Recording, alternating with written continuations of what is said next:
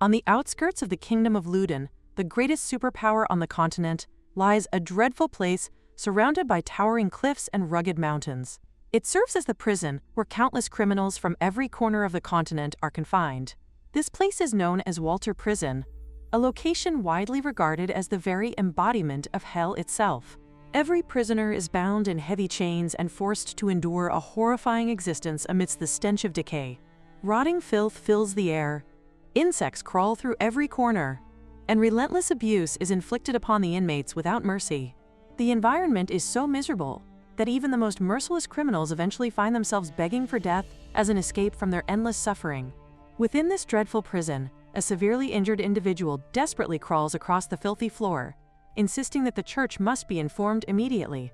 Before the person can continue, another individual appears while holding the crystal that the desperate man has been searching for. The church representative is overcome with shock upon seeing the crystal in the stranger's possession. He cannot comprehend how an ordinary prisoner managed to obtain such a sacred object and believes that a lowly criminal has absolutely no right to touch it. Filled with outrage, he demands that the crystal be returned immediately. Instead of complying, the mysterious prisoner calmly places his foot on the church representative, completely overpowering him. He sarcastically begins questioning who the true lowly criminal really is. He wonders whether that title belongs to the legendary hero who was betrayed by his own country, to the prostitute carrying the child of a demon, or perhaps to the so-called servant of God who cruelly abused a pregnant prisoner, despite claiming to represent justice and holiness. At that moment, someone attempts to calm Gilbert, asking him to wait. Mary expresses her gratitude for Gilbert's assistance, but gently reminds him that there is no need to be excessively harsh. Gilbert remains dissatisfied, but Mary continues speaking with complete composure. She explains that despite her present condition, she was once a woman whose worth was considered unparalleled. Even if someone were to offer her an enormous mountain of compensation, she still would not consider it a genuine apology. The entire situation remains nothing more than an inconvenience in her eyes. Meanwhile, the church representative is unable to understand what is happening. He wonders how the prisoners managed to remove the specially sealed chains that were designed to suppress them completely. His confusion only deepens when the group dismisses his concerns. They explain that holy iron is fundamentally different from holy water, and that, in the end, simple scientific methods triumph over such supposedly sacred restraints.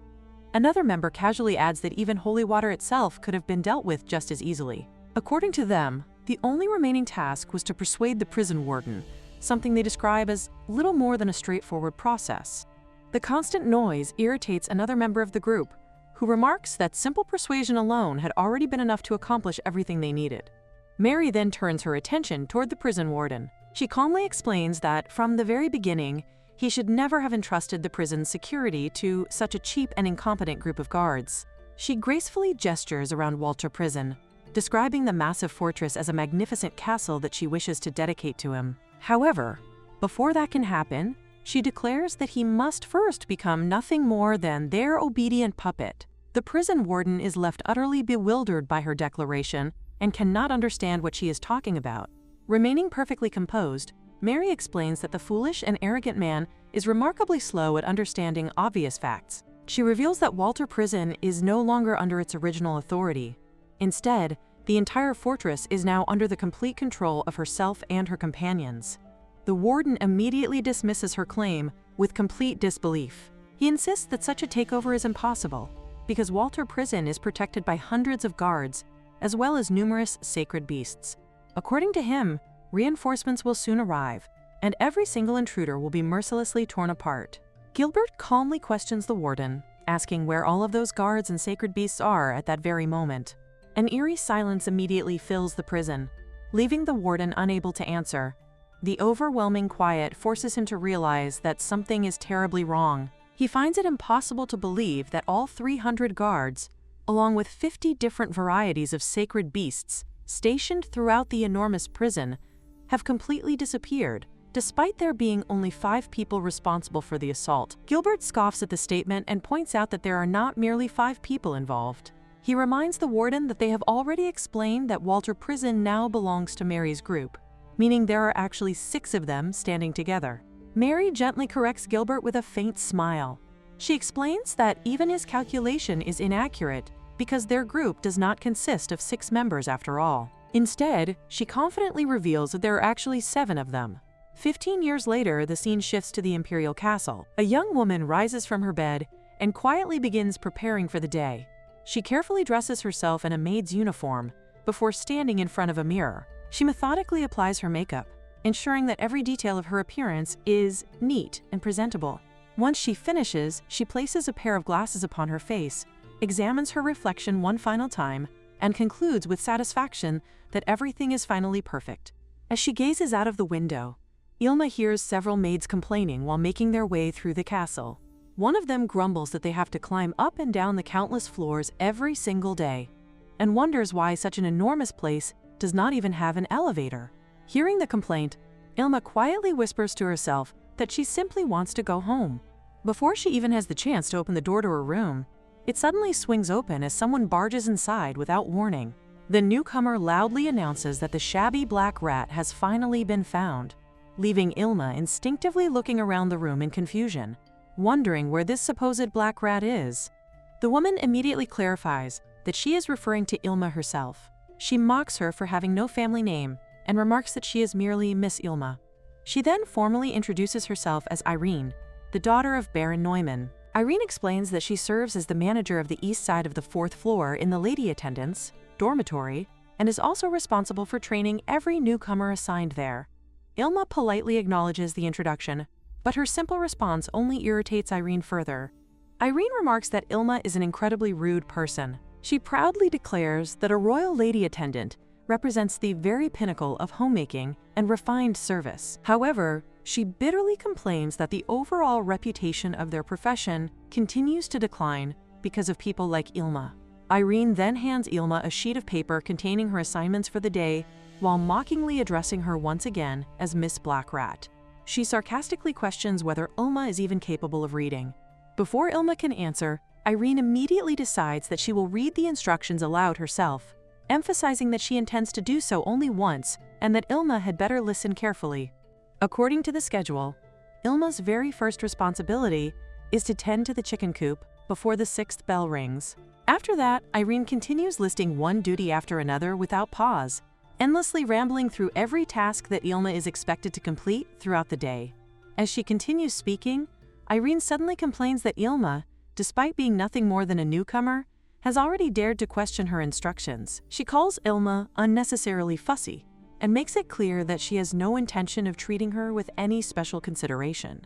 Although Mrs. Gredz may be Ilma's benefactor, and although Ilma was personally recommended by His Highness Prince Lucas, Irene firmly states that she is still Ilma's senior and refuses to show her any favoritism. Rather than reacting emotionally, Ilma calmly raises another question. She wonders whether it is truly appropriate for a newcomer to be assigned the responsibility of serving tea directly to Her Majesty Juliana immediately after arriving. In her opinion, someone with so little experience should not be permitted to attend such an important woman so suddenly. Irene appears completely puzzled by the concern.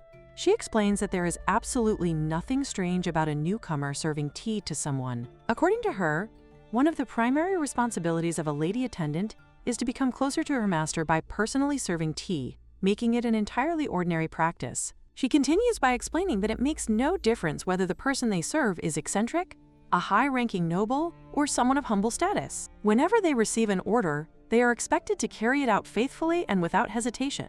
In Irene's eyes, such unwavering obedience is the very essence of being a proper lady attendant and should be considered perfectly normal.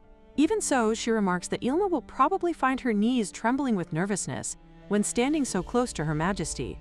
After listening quietly to the entire explanation, Ilma simply states that she understands. Her brief reply leaves Irene momentarily confused, causing her to question exactly what Ilma means. Nevertheless, Ilma calmly repeats that she understands. She remarks that, after all, serving others is simply a normal duty for a maid. Having said everything she needs to say, Ilma immediately walks toward the door to begin her work. Irene quickly stops her and asks where she thinks she is going. Ilma explains that there does not appear to be much time available, so she intends to begin completing her assignments immediately.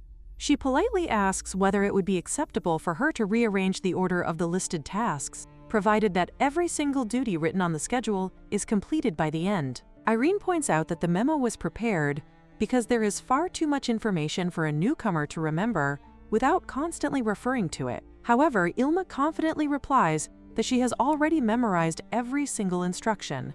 Because of that, she says there is no longer any need to keep the memo. She politely asks for permission to discard it or, if possible, simply reuse the blank side of the paper for something more useful. As Ilma steps outside, she takes a deep breath and notices how remarkably fresh and clear the morning air feels. The scene then shifts as someone urges Prince Lucas to hurry. The attendants wonder where the man known throughout the kingdom as the Black Panther of the battlefield has disappeared to.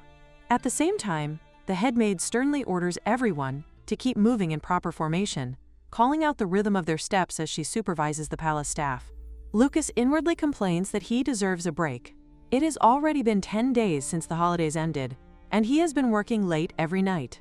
He cannot understand why, even after turning 20 years old, he is still expected to visit and check on his mother's condition every day. The head maid immediately notices the unmistakable scent of perfume lingering around him and questions what kind of work could possibly leave him asleep until such an hour. She sarcastically remarks that rescuing a helpless young girl certainly sounds like a knightly duty, especially when it ends with him bringing that girl into the royal palace. Lucas reminds her that it was she who insisted the girl should work in the palace in the first place. The narration then recalls the events from several days earlier. Following the sudden death of the former ruler, King Wender, the kingdom issues a royal pardon that frees many prisoners who had been sentenced for minor offenses or because of false testimony. On the borders of the Luden Kingdom stands the dreaded Walter Prison, a place regarded as the very embodiment of hell. Among its unfortunate residents is an innocent girl named Ilma, who has been forced to live there simply because she was born to an imprisoned prostitute. After examining her condition, Lucas concludes that she appears to have no physical injuries. Since she is healthy, he suggests arranging employment for her somewhere outside the prison. However, the head maid becomes deeply emotional. Tears fill her eyes as she realizes that the girl has survived such a merciless environment only by abandoning her emotions entirely. Moved by compassion, she immediately declares that she herself will become Ilma's guardian and requests permission for the girl to work within the royal palace. Lucas cannot help but remark that she is being exceptionally kind. He then turns to Ilma and asks whether she is comfortable with that arrangement. Ilma quietly accepts the offer without hesitation. The story then returns to the present. Lucas points out that the head maid had already given the gardener's young assistant a thorough scolding earlier that morning, believing her reaction had been rather excessive. In response, she questions what he even means by calling it excessive. She explains that the boy's mother had collapsed from illness, leaving him in tears and emotionally distraught. Lucas argues that Ilma is already under the head maid's protection, so he cannot understand how she has managed to fall into another troublesome situation so soon. The head maid explains that Lucas himself is largely responsible. By carelessly using his unnecessarily handsome appearance to rescue the young maid and becoming involved with her, he has unintentionally fueled countless rumors throughout the palace. As a result, Ilma has become the target of widespread jealousy and resentment among the other servants. She adds that although she managed to discipline Irene for her behavior, she has been unable to keep track of Ilma afterward. Lucas wonders whether Ilma has become lost somewhere inside the enormous palace. The head maid assures him that this is not the case. Instead, she explains that Ilma has been working at a pace far faster than anyone had anticipated, leaving Lucas even more confused. She continues by revealing that Ilma has already completed nearly every assignment given to her. The only remaining duty is to personally serve tea to consort Juliana. In the head maid's opinion, assigning such a responsibility to a newcomer is an exceptionally cruel task. She explains that consort Juliana is a noble woman of extremely high rank. Even Lucas knows that his mother treasures the customs of her homeland above all else, and among those traditions, the ritual of drinking tea is considered absolutely sacred and must never be violated. Ilma, having spent her entire life inside Walter Prison, would not even know the proper etiquette for serving or drinking tea. Lucas cannot help imagining the many disasters that could occur if she were to make even the slightest mistake, such as accidentally dropping the teapot. He recalls the severe punishments that could follow, including being forced to stand outside on the freezing terrace during the middle of winter, simply because the tea had been served too cold, or even having insects deliberately placed upon one's body because a worm had been discovered inside the teacup. Neither of them wishes to see Ilma subjected to such cruel experiences, The head maid concludes that if anything goes wrong during the tea service, Prince Lucas alone possesses the authority to stop the situation before it becomes truly disastrous. Lucas recalls everything that has happened over the past several days and realizes that there is no time to waste. Convinced that they must intervene before something goes wrong, he urges that they hurry at once. However, before they can reach their destination, both Lucas and the head maid suddenly hear his mother's voice gently exclaim in surprise. They immediately turn toward the sound, and the moment they see what is happening before them, their eyes widen in complete disbelief. Consort Juliana stands before Ilma and remarks that she has heard the newcomer is the one assigned to serve her tea that day. Ilma politely confirms that this is indeed the case. Juliana cannot hide her surprise that, of all people, such an important responsibility has been entrusted to someone who has only recently arrived at the palace. The narration then reveals the frightening reputation surrounding Juliana among the palace servants. Rumors claim that the maid dismissed only a few days earlier had been forced to stand on the terrace wearing almost nothing as punishment. Before that, another unfortunate maid had supposedly been subjected to a horrifying punishment involving insects crawling over her body. Such stories have caused everyone to fear the fierce consort. In reality, however, those incidents are far different from what the rumors suggest. The first maid had secretly poisoned Juliana's tea while concealing a dagger with the intention of attacking her. The second maid had deliberately released poisonous insects inside Prince Lucas's bedroom. In both cases, the crimes had been orchestrated by the Queen herself. The Queen's objective has always been to eliminate every obstacle surrounding the coronation of the first prince. The royal court has become consumed by jealousy, ambition, and madness as everyone struggles for influence. Although Juliana acknowledges that she is hardly in a position to criticize others completely, she nevertheless understands the danger surrounding her. For that reason, she has intentionally restricted the movements of the maids serving beside her. The fewer people who can approach her directly, the safer the situation becomes. If enduring slander, misunderstanding, and complete isolation is the price she must pay to protect Prince Lucas, then she is willing to bear all of it without complaint. Following the death of the king, Prince Felix's coronation has now officially been confirmed.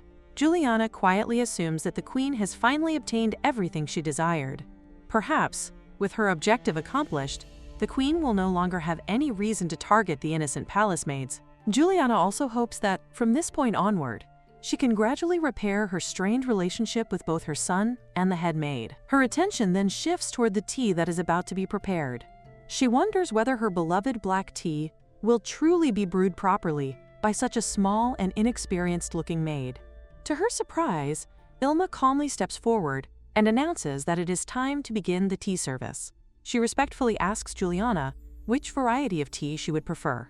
She explains that, in addition to the originally selected Rhubarb, they also have Sturzgladel and Hainisch available, if Juliana would rather choose one of those instead. After considering the options, Juliana decides to stay with her original selection of Rhubarb. Ilma then informs her that there are 3 different varieties of milk available to accompany the tea. Juliana cannot help but reflect that Rhubarb is an exceptionally expensive blend. Ever since marrying into this kingdom, she has rarely spoken about such refined teas.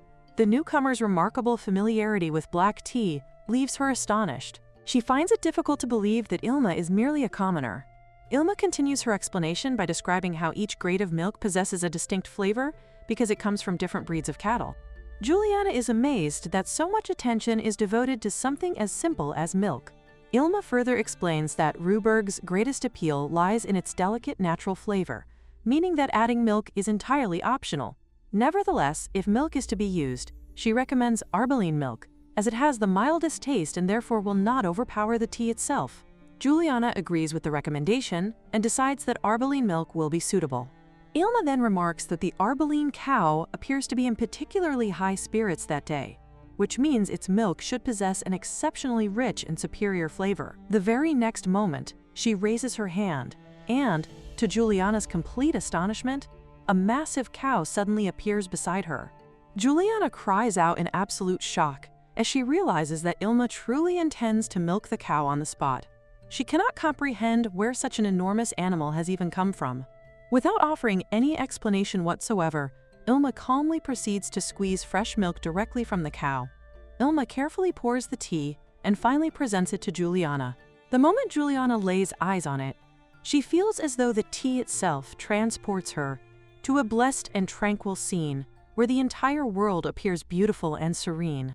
Ilma politely invites Juliana to enjoy the tea while it is still fresh. Juliana gently lifts the cup, inhales its rich fragrance, and takes a delicate sip. Instantly, she realizes that this is the exact flavor she has been searching for. To her, it is nothing short of supreme. Meanwhile, Lucas and the head maid stand nearby in complete astonishment, unable to hide their amazement at what they have just witnessed. Someone nearby cannot help but marvel at the sight, remarking that seeing such a bright and genuine smile on Her Majesty's face feels almost like a dream. They reflect on how Ilma has managed to complete, within a single morning, the amount of work that normally requires 4 people an entire day to finish. Even more remarkable is that every single task has been completed flawlessly, without the slightest imperfection. Without wasting any time, Ilma continues preparing the experience for Juliana. She explains that today's sweets are intended to be enjoyed as a complete course. Since she was unable to arrange everything together on the tea stand beforehand, she sincerely asks for forgiveness for serving each item separately. She begins by preparing a soft cream that melts delicately in the mouth.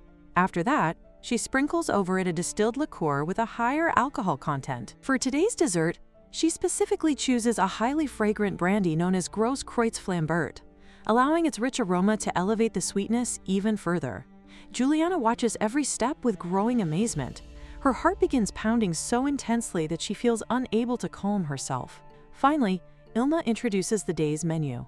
It consists of a trio of desserts primarily inspired by the mysterious Eastern philosophy and spirituality, bearing the names Zen, Karma, Nirvana, and Beyond Enlightenment. Even those listening nearby cannot help but think that each name alone sounds incredibly fascinating and elegant. As Juliana experiences the desserts, she becomes deeply moved by their symbolism.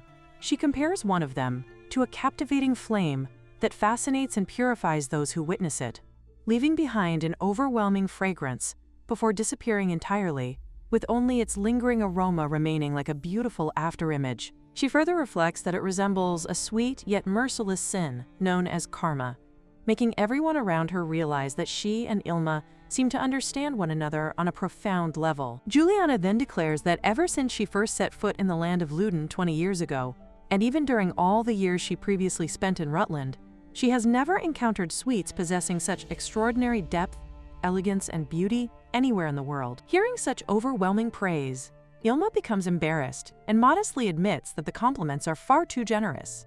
Observing the exchange, someone else silently notes that Ilma is not only exceptionally talented in cooking, but is also remarkably skilled with language and expression.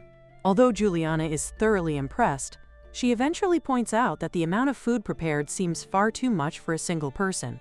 Ilma calmly explains that the meal was never intended for only one guest.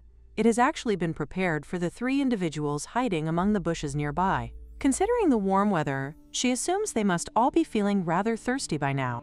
She respectfully asks Juliana whether she would allow her son, the head maid, and her respected senior to join them and share the refreshments together. With Juliana's permission, the 3 individuals finally emerge from their hiding place. Juliana smiles warmly and happily agrees to Ilma's suggestion, admitting that she has honestly been waiting for this moment for quite some time. Lucas also accepts the invitation and tastes one of the desserts. After taking a single bite, he immediately acknowledges that it is absolutely delicious. Once everyone has finished enjoying the meal, all 3 turn their attention toward Ilma and call out to her. Ilma looks back and politely asks what they need. Irene then sincerely apologizes for everything that happened earlier that day, openly admitting that she had completely underestimated and looked down on Ilma. However, Ilma gently responds that she never performed her work for the sake of receiving recognition or praise, so there is no reason to apologize. Irene cannot accept such a humble response. She points out that Ilma has accomplished the workload of 4 people in only half a day, while still brewing a flawless cup of black tea, capable of bringing a genuine smile to the consort's face. She further emphasizes that there are hardly any people on the entire continent capable of achieving such extraordinary feats. She also admits that the desserts named Karma and the others were so unbelievably delicious that they nearly made her heart stop.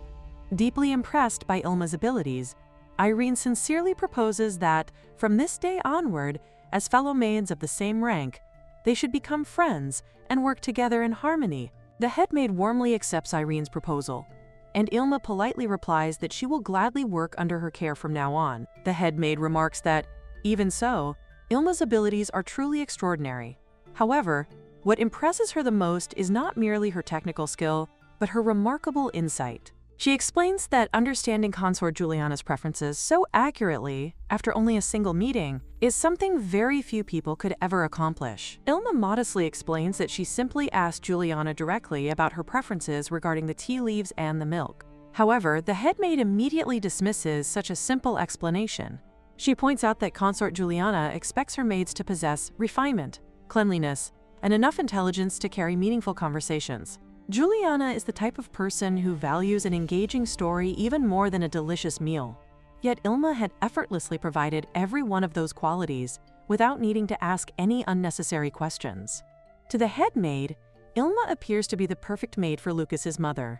Meanwhile, Lucas silently reflects on everything he has witnessed. He finds it impossible to believe that the brilliant and composed young woman standing before him is the very same dull and unremarkable girl he interviewed earlier. She seems capable of completely changing the impression she gives depending on the people around her and the situation she finds herself in.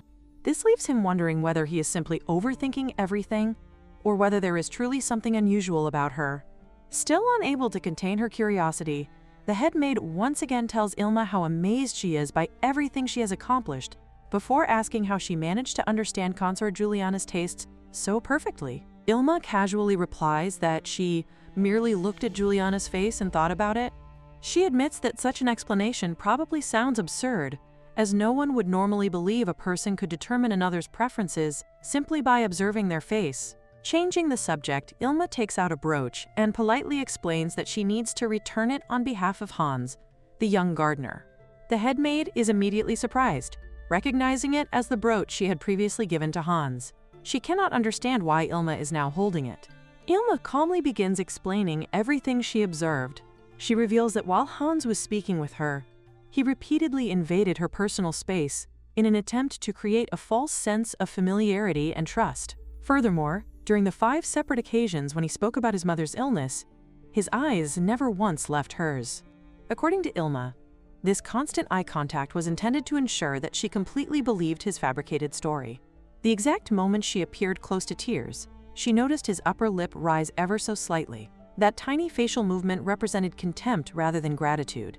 Although there were numerous additional minor clues, those observations alone convinced her that Hans had been lying from the very beginning and had merely been attempting to scam her. Ilma explains that she has already corrected whatever damage had been caused earlier that morning. She respectfully asks the head maid to accept the returned brooch as a form of insurance until the matter is fully resolved. Everyone listening is left completely stunned. They cannot believe that she noticed such incredibly minor details. Then another realization strikes them, and they immediately ask where she had even been observing all of this from. Ilma casually answers that she had been watching everything from the 4th floor of the servants' dormitory. Her response causes everyone present to shout in complete disbelief as they wonder what kind of eyesight she could possibly possess to observe such minute facial expressions from such an enormous distance. The head maid becomes even more curious. Considering Ilma's extraordinary knowledge and astonishing observational skills, she wonders whether Ilma had received some kind of specialized instruction from an exceptional teacher. Ilma simply replies that she had not. According to her, her instructor had merely been a flightless pig. As for reading people's facial expressions, she explains that it was something she learned from her lazy father. Lucas becomes thoroughly confused by such an unusual answer and cannot understand what she actually means. Ilma clarifies that her father taught her how to read facial expressions through games. She then innocently wonders whether this was not something every household teaches children from an early age. She even remarks that perhaps the people living in this outside world simply cannot perform something so basic. Her statement leaves everyone standing there in complete shock. The scene then shifts to a prison, where Mary and Gilbert are engaged in a game of chess. Mary confidently announces that she has captured the White Queen. Gilbert calmly observes that both the knight and the pawn have already been successfully trapped as well. He points out that the opposing side had overextended its queen far too recklessly. Mary then smiles to herself and wonders whether their adorable Elma has also managed to bring down one of the queens residing within the royal castle. Just then, Morgan arrives carrying freshly brewed tea and announces that it has been prepared for them. Mary immediately expresses her surprise. Considering Morgan's naturally lazy personality, she finds it incredibly unusual that he personally brewed the tea himself. Such a rare occurrence immediately catches her attention. Morgan originally comes from Rutland Province. He is an exceptionally skilled swindler whose entire family perished because of poverty. Ever since that tragedy, the light disappeared from his life. Rather than living honestly, he spends his time deceiving wealthy nobles who selfishly hoard their luxurious fortunes, stripping them of their money without ever dirtying his own hands. Instead of acting directly, he always manipulates events while comfortably observing everything from the sidelines. Mary remarks that Morgan has always behaved like a spectator watching the world from above, reading people's expressions and deceiving them through words alone. He truly embodies the very definition of laziness. However, everything changes 15 years earlier. Morgan bitterly laments that they cast out his beloved Elma, despite the tremendous effort he devoted to raising her as his successor. Mary questions what a powerless con artist could possibly have done to stop a member of the royal family from falsely accusing an innocent daughter. She then remarks that even the rough and intimidating Isaac must also be having a difficult time. After all, he had even taught Elma how to kill a bear with a single blow. Because of her absence, the kitchen has also become severely understaffed, and many dishes will remain unavailable for quite some time. Completely bewildered, Mary asks exactly what kind of education they had all given her daughter. She wonders whether teaching a girl such outrageous abilities would eventually leave her unable to marry, turning the future bride into an old spinster instead. After a brief pause, Mary concludes that none of it can be helped. She believes that the more difficult the challenge placed before Elma becomes, the harder Elma herself will have to work in order to overcome it. Gilbert curiously asks what challenge she is referring to. Mary calmly reminds him that she had already given Elma a single instruction before sending her away. She wanted Elma to leave and experience what the life of an ordinary girl truly looks like. Until Elma fully understands that simple yet important lesson, she is not to return home. Someone angrily throws his chef's hat to the floor, declaring that every last one of them has become far too arrogant. He proclaims that all of their culinary skills are beneath his own, because he is none other than the royal head chef, George. Unable to contain his frustration, George cannot comprehend how the staff food prepared by an ordinary maid is being praised as superior to his own. It has only been a month since he was transferred from Montaigne to the gourmet country, yet he already finds himself facing such humiliation. He bitterly reflects on the local people, wondering how loyal citizens can calmly eat nothing more than steamed, salted potatoes and sausages skewered on sticks. The very prince who arranged his transfer is Prince Felix, the notoriously foolish crown prince. George had believed that he would demonstrate his exceptional generosity by preparing delicious meals, even for the servants. However, despite the effortless dishes he creates, the palace aides continue, insisting that the food prepared by the new maid tastes far better than his. The servants quietly remark that perhaps the rumors are true, that George was sent away only after losing the political power struggle in Montaigne. They further explain that the plain young woman from the woodland region frequently visits the royal kitchen because both the second prince and the former consort, Juliana, have requested that she prepare refreshments and confectionery for them. To George, the position of a royal chef is sacred, entrusted with the important responsibility of satisfying the refined tastes of high-ranking nobles. In his eyes, allowing an inexperienced young maid who does not know her place anywhere near such a prestigious position is completely unacceptable. Remembering that her name is Elma, he tightly clenches the chicken in his hands and silently vows that he will eliminate every one of them before long. The scene then shifts to Elma, who wakes up and rises from her bed just as Irene enters her room while calling out to her. Irene immediately points out that Elma is already 10 seconds late. Elma calmly explains that she had already noticed Irene's approach from the sound of her footsteps and therefore managed to put on her glasses before Irene entered the room. Irene, slightly disappointed, insists that she had done everything possible to suppress the sound of her footsteps. She complains that friends should not hide things from one another and accuses Elma of having two different faces. Elma simply explains that the head maid has forbidden her from revealing such observations Because the head maid had previously asked whether she could truly hear people approaching, Elma understands that an ordinary family does not teach children to analyze such subtle facial expressions and body language. She also realizes that openly describing these observations would only frighten other people because such behavior is far from normal. Her thoughts drift back to Morgan, who had once confidently claimed that he completely understood his adorable daughter. During one of their role-playing lessons, Morgan assumes the role of a husband, while Elma plays the part of a mother exhausted by life, forcing herself to wear a smile before her children, while secretly suspecting that her husband is having an affair.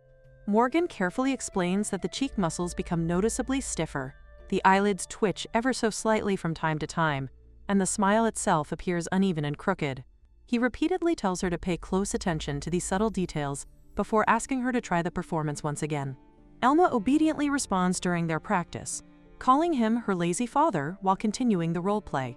As she reflects upon those memories, she realizes that fathers in this world certainly do not teach acting through games of make-believe, nor is it remotely normal for someone to have multiple fathers. Remembering her mother's advice, she concludes that this unfamiliar world follows its own unique rules, and that what she once considered perfectly ordinary must now be regarded as irrational within the standards of this society.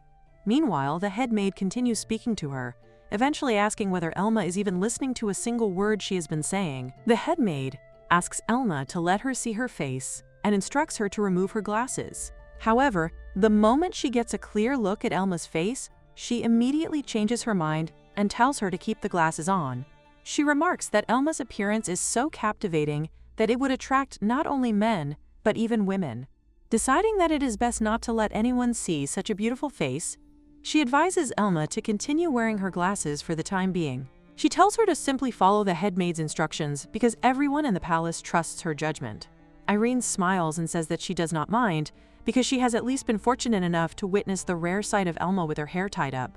She admires Elma's beautiful hair and asks whether she has a special method for maintaining it. Elma explains that she uses honey as the base ingredient and mixes it with a homemade hair treatment. She politely offers to share the recipe later if Irene is interested. Afterward, Elma apologetically excuses herself, explaining that she is extremely tired and would like nothing more than to sleep for a full 8 hours if possible. Irene immediately rejects the idea, reminding her that lunchtime is approaching and insisting that they should eat together. She cheerfully assures Elma that she can always sleep afterward because that is perfectly normal. Clapping her hands together excitedly, Irene eagerly begins describing what she would like to eat. She says that she feels like having a refreshing sweet vegetable dish, although plenty of meat or fish would also be wonderful. In the end, she admits that she honestly does not care what is served, because she simply wants to eat whatever Elma prepares. Elma comments that Irene has been remarkably honest about her wishes. Understanding exactly what she wants, Elma agrees without hesitation. At that very moment, the head maid calls out loudly from outside the room, asking whether Elma is inside.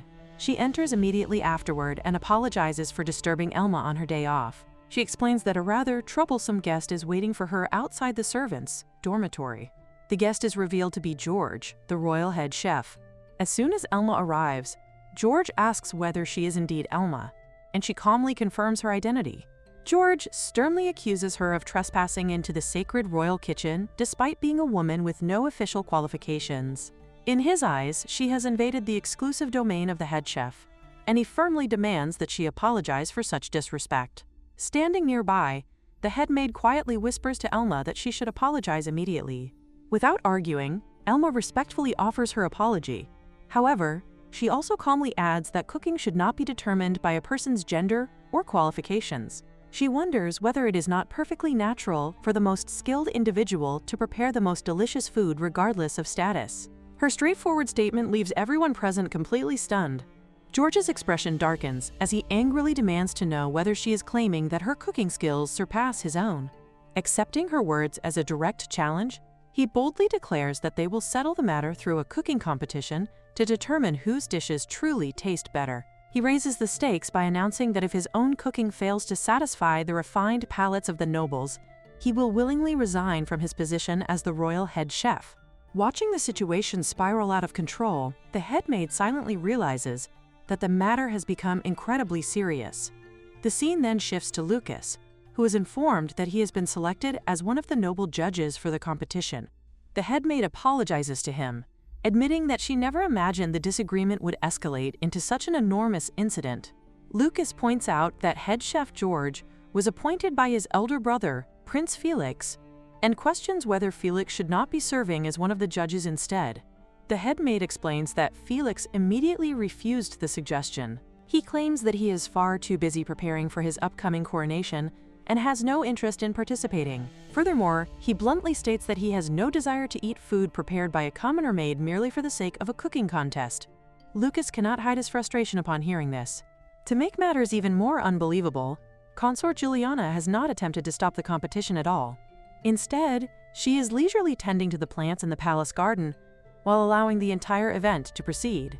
Finding the situation rather entertaining, Juliana cheerfully remarks that the contest sounds quite interesting and admits that she also wishes to taste Elma's freshly prepared cooking. Listening to all of this, Lucas sighs in exasperation and wonders why such outrageous and unbelievable situations seem to occur only whenever that extraordinary girl, Elma, becomes involved. Juliana refuses to believe Lucas's claims and points out that someone like him, who flirts with practically every woman he encounters, cannot honestly say that he has no interest in Elma. In her view, men are naturally captivated by women who possess an element of surprise and unpredictability.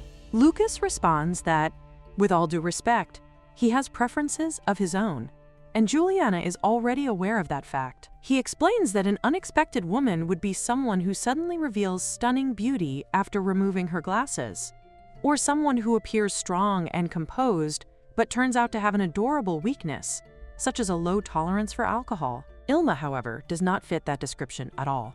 Rather than being unexpectedly charming, she resembles an unexpected landmine. She is endlessly troublesome, completely unpredictable, and impossible to anticipate. Juliana points out that despite all of his complaints, Lucas still came to witness the competition.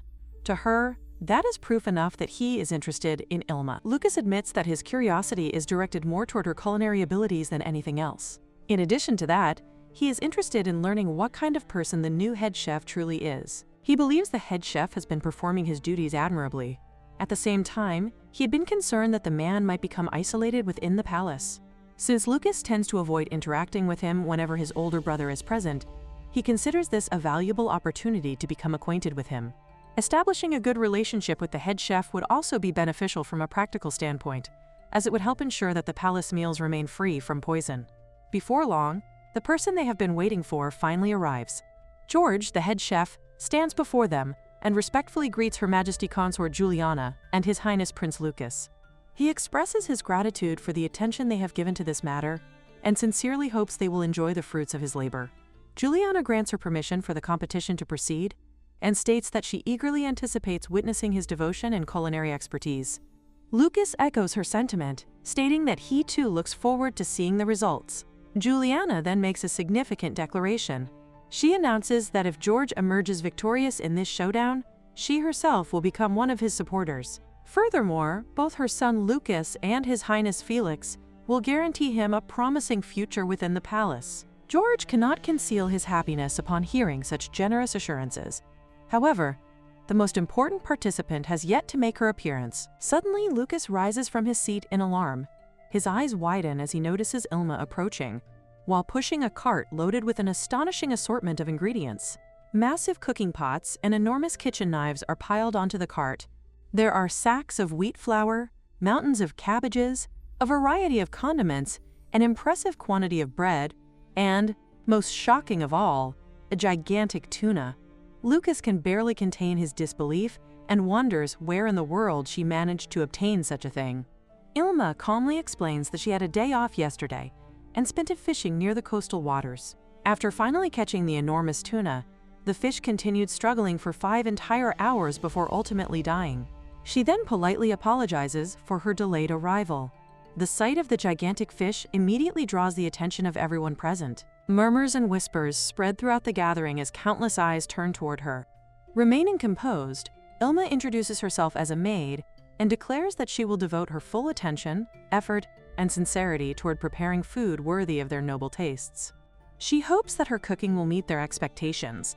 Juliana grants permission for her to proceed and states that she holds high expectations regarding both Elma's loyalty and her abilities.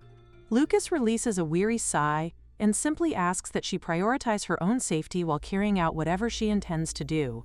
Meanwhile, George studies the situation carefully. He realizes that Ilma is not joking in the slightest. Even chefs with more than 30 years of experience would rarely, if ever, encounter a tuna of such extraordinary size. He acknowledges that freshness alone can earn favorable reactions from diners, even if the fish is served with minimal preparation. It is clear that Ilma has thought this through carefully. In fact, she is not nearly as incompetent as he initially assumed. Even so, George remains confident that he will not lose. His chosen dish is chilled potato soup, a meal perfectly suited for the early summer season. He intends to demonstrate the true essence of his homeland's culinary traditions to an audience accustomed to eating little beyond steamed dishes. With the competition officially underway, both sides begin preparing their meals. As Ilma surveys the area, she notices several bystanders standing too close to her workstation. She politely addresses a stable boy wearing a brown vest and a guard whose chest protector still appears brand new. She asks them both to move slightly to the right because what she is about to do could be dangerous. Then, without hesitation, she begins. A single slash flashes through the air. The motion is so swift that it is over almost instantly.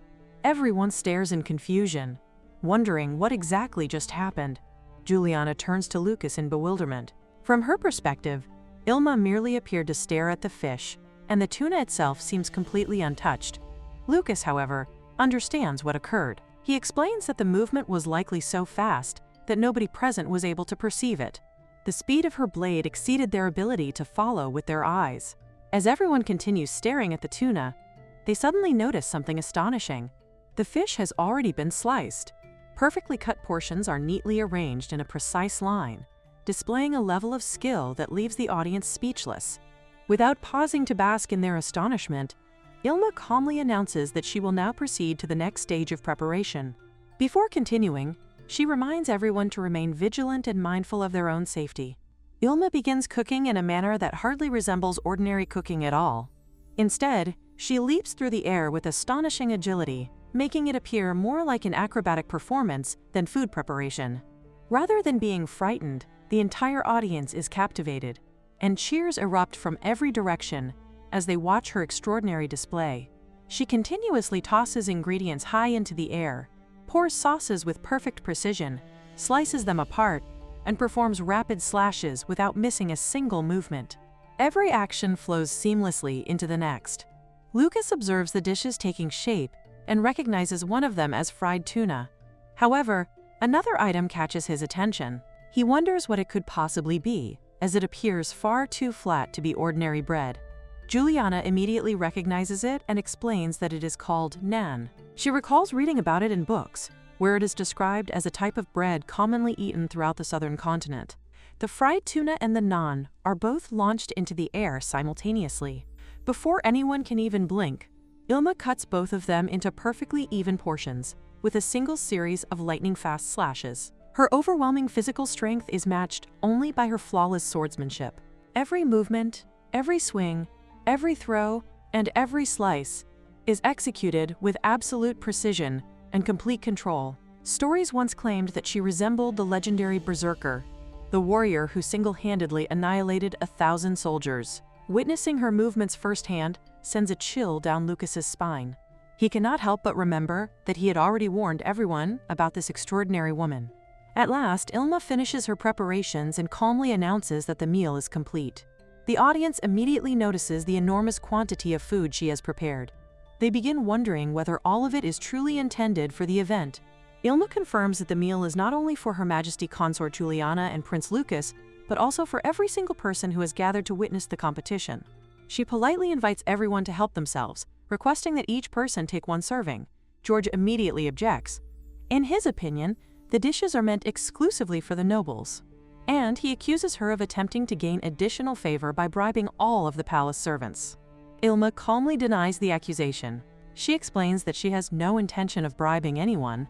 The only difference between them is that they possess entirely different definitions of what it means to be noble. Her unexpected answer leaves George speechless. She continues by explaining that she has no distinguished family name and no noble lineage to inherit. She does not even possess the freedom to attend school. In truth, someone of her social standing should never have been allowed to work inside a royal palace in the first place.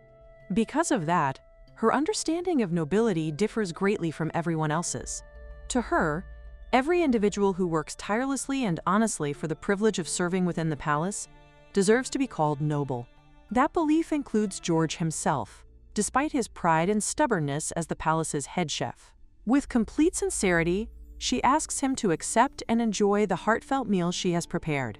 The people gathered around begin tasting the food. The moment they take their first bite, expressions of delight spread across their faces. The flavor is so delicious that they immediately find themselves wanting more. George instinctively evaluates the meal from the perspective of a professional chef. He initially concludes that the oil is somewhat too rich and that the sauce already provides sufficient saltiness. Because of that, he believes there should have been no reason to season either the batter or the shredded cabbage any further. However, as he continues eating, something unexpected happens. The richness of the oil and the generous amount of salt create an irresistible combination. Every bite leaves him craving another, and he realizes that he simply cannot stop eating. Then he understands why. He has been working continuously since early morning, preparing food beneath the blazing summer sun. Under such exhausting conditions, his body naturally requires far more calories and salt than usual. The people of the Kingdom of Luden are hard-working by nature. Even members of the royal family do not shy away from labor. Everyone rises at dawn when the rooster crows, and the palace servants work even harder than most. By the time they finally have the opportunity to eat, their bodies are already approaching the point of starvation. The nutritional needs of people who perform such demanding physical labor cannot possibly be compared to those of the members of the Montaigne royal family, who live lives of luxury and comfort. At that moment, George realizes how blind he has been all this time.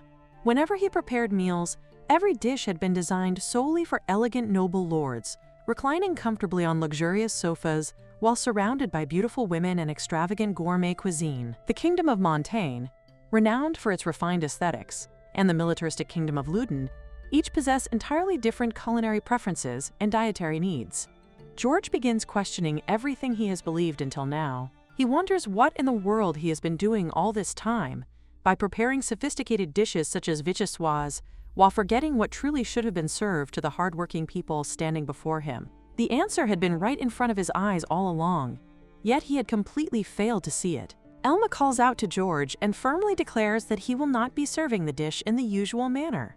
George responds that he simply cannot bring himself to serve it, as he cannot bear to watch the outcome.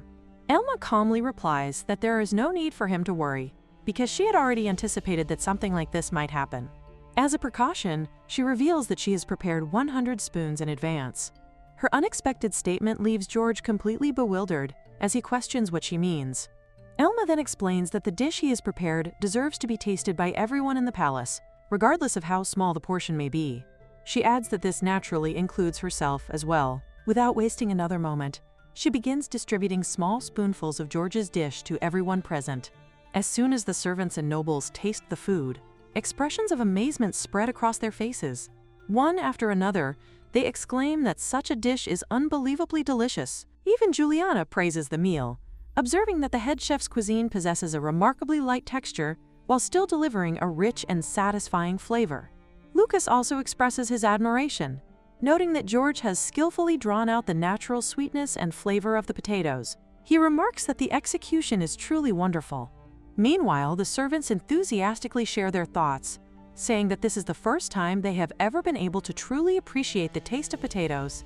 They feel as though they are experiencing something extraordinary, and the meal makes them feel as if they themselves have become royalty.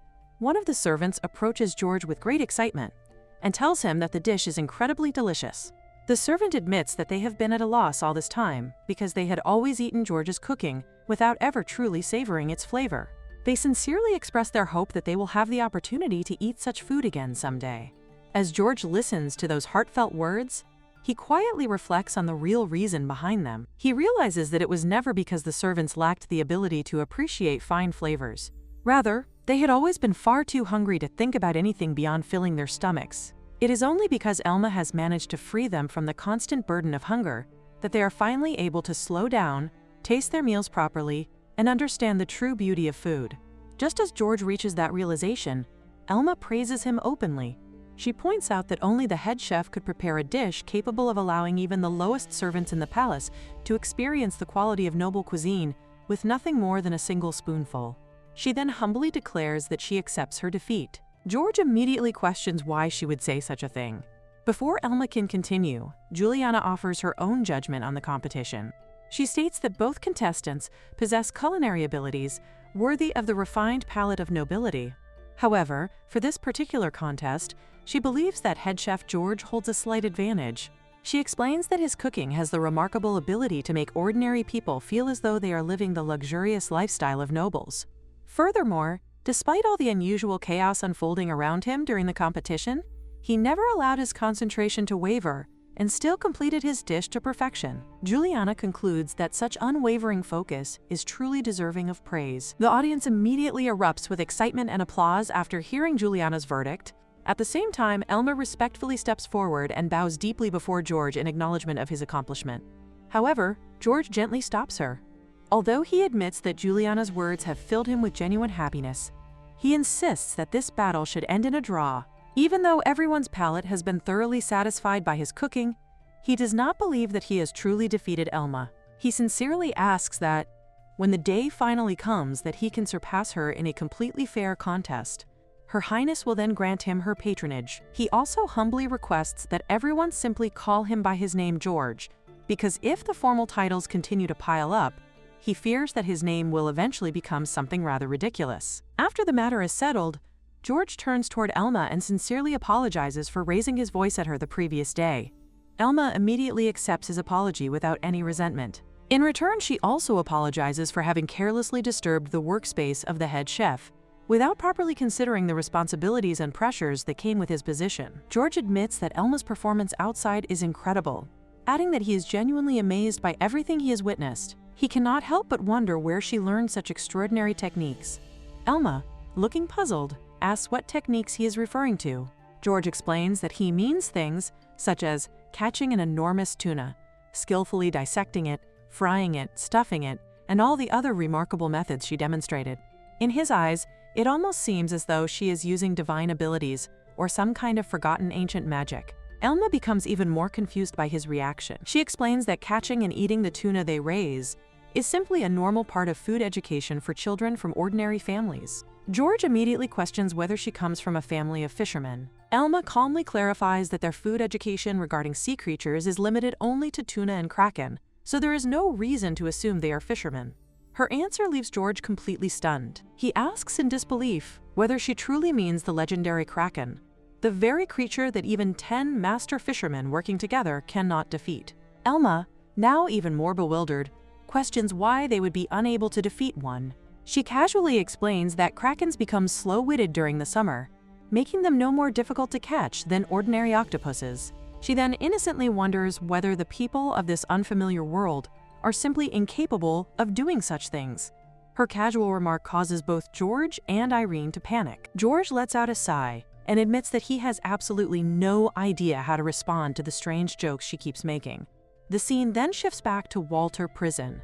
Mary announces that the rook has successfully left the nest. She remarks that it has already been quite some time since Elma departed from Walter Prison. She then asks Gilbert whether he believes Elma has already begun taking control of the Imperial Palace. Gilbert responds that he never believed they had sent Elma away as an assassin. Instead, he always thought they simply wanted their daughter to experience more of the outside world. Mary agrees that this is essentially true, but she explains that what she actually means is that capturing a chef's stomach is no different from capturing the palace itself. At that moment, someone knocks on the door before announcing their arrival. The person entering is Isaac. Isaac states that since Elma is no longer with them, he has completely lost his motivation to prepare dinner properly, so they can simply eat what he has made. The others immediately ask whether he has once again decided to grill everything exactly as it is. Isaac casually replies that they could at least wrap it in dough and turn it into some sort of dumpling before encouraging everyone to appreciate the flavors of summer. The narration explains that Isaac believes the people around him possess far too little respect for food. They refuse to experiment with different flavors and constantly complain about whatever meal is placed before them. His overwhelming appetite and endless curiosity eventually drove him to hunt and slaughter every sacred beast that inhabited the forbidden region. That very obsession resulted in him being stripped of his title as a warrior and imprisoned. Isaac has always found it strange that hunting unholy beasts earns praise, while hunting sacred beasts brings only criticism. From his perspective, he introduced people to the delicious taste of sacred beasts, meaning he should have been celebrated as a saint of cuisine, rather than condemned. Known as Isaac the Glutton, his methods of satisfying his endless hunger are unlike those of any ordinary person. The narration reveals that Elma always manages to predict exactly when Isaac's insatiable hunger will strike. At those moments, she ventures out to gather ingredients that even the great Isaac himself has never discovered before and prepares meals using them. Because of this, Elma gradually becomes an irreplaceable existence in Isaac's life. In his eyes, there is no one else in the world who possesses culinary talent equal to hers. The narration further explains that Isaac's unbearable hunger once became so overwhelming that it nearly awakened cannibalistic impulses within him. Faced with such thoughts, he begins wondering what he should do. Mary reminds him that even for Isaac the Glutton, eating another member of his own race remains an absolute taboo.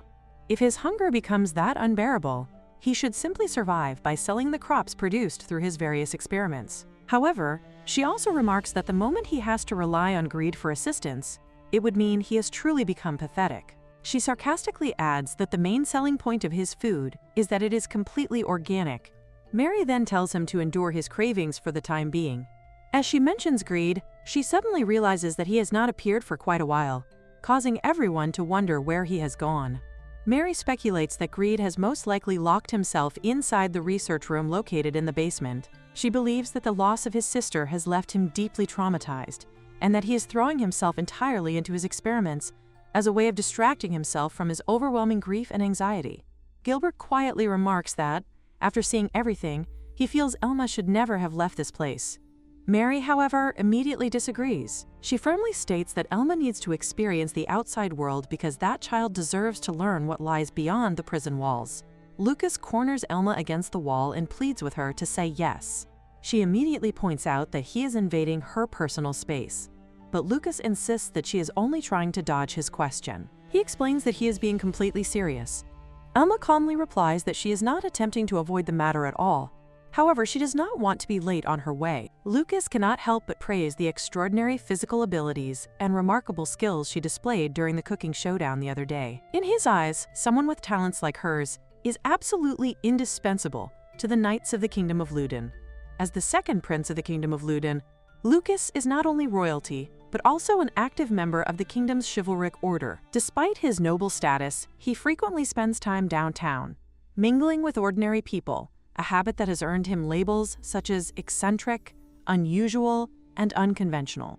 One could argue that his position as commander carries tremendous influence because of his royal blood, but even without his princely title, he has steadily gained popularity through years of refining his swordsmanship and proving his abilities. Although he has a reputation for being somewhat of a womanizer, his loyalty to the knightly order runs deep, and he sincerely desires its continued growth and prosperity. Lucas acknowledges that it is practically unheard of for a woman to join the Order of Knights, regardless of whether she is a noble or a commoner.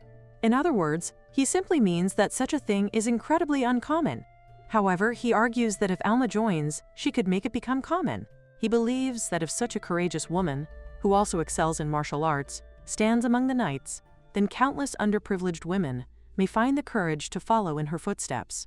To him, if that happens, she would truly embody the image of a splendid, ordinary woman. Elma immediately asks him to refrain from creating such bizarre and incomprehensible theories.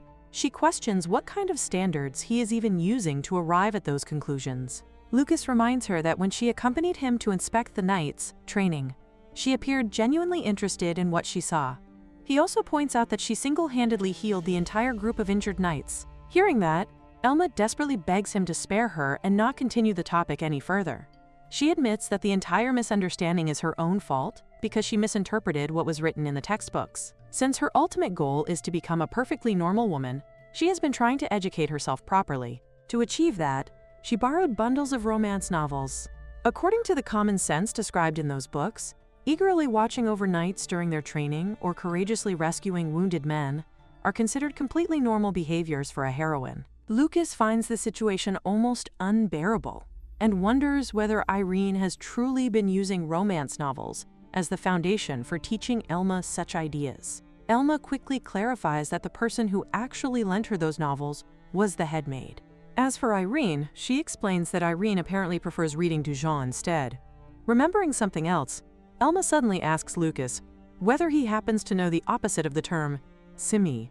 Lucas hesitates before guessing that the opposite is probably defense. Elma realizes that discussing genres like that has absolutely nothing to do with His Highness, so she tells him to simply forget that they ever had this strange exchange. Lucas is left thoroughly confused by her response and instinctively grabs her hand.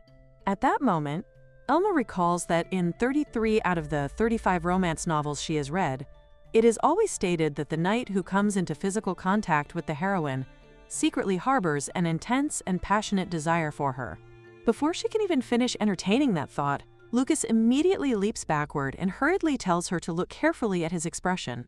He asks her whether his face truly looks like that of a man who is in love with a woman. Elma replies that, judging from the emotions Lucas cannot help but reveal through his facial expressions, what she sees is not affection at all. Instead, his face reflects nothing more than tension and curiosity toward the strange life form standing before him. Lucas is thoroughly impressed by her observation and remarks that it is amazing she can accurately read his micro-expressions. Deep down, Lucas realizes that he indeed finds Elma fascinating, and that curiosity is what constantly draws his attention toward her. However, despite all of her unique qualities, she does not attract romantic interest from the opposite sex in the slightest. He also finds it oddly refreshing that he can simply chat with her, because she never schemes against him or tries to pry into his thoughts like so many others do. Even so, he asks her once again whether she truly has no desire to join the Order of Knights. Elma answers that no one can predict how the future will unfold. Therefore, she politely urges His Highness to return to training the knights. With the coronation ceremony drawing near, everyone is pressed for time preparing for the upcoming event. As a company commander, of all people, he should not be neglecting his responsibilities by wandering around like this. Lucas casually explains that today's schedule only consists of the parade dress rehearsal. Since a newcomer attempted to mount his horse without permission, the recruit has been punished by serving as Lucas's substitute during the rehearsal. Wearing full armor and a helmet means that nobody would even realize the rider is not actually him. As a result, Lucas has the entire day more or less free. Before the conversation can continue, someone suddenly calls out to Lucas. The newcomer is Mark. Lucas asks Mark what is happening and remarks that he did well to find him all the way out in the eastern area. Mark explains that he searched everywhere for him. He jokingly comments that if Lucas is going to have a rendezvous, he should at least choose the proper place. However, his expression quickly turns serious as he reports that there is a major problem. The horse Lucas was supposed to ride in the middle of the parade suddenly went berserk and violently threw off its rider. Theo, who had been acting as Lucas's stand-in, had his leg crushed beneath the horse. To put it bluntly, the injury is horrifying. Hearing this, Lucas immediately becomes deeply concerned.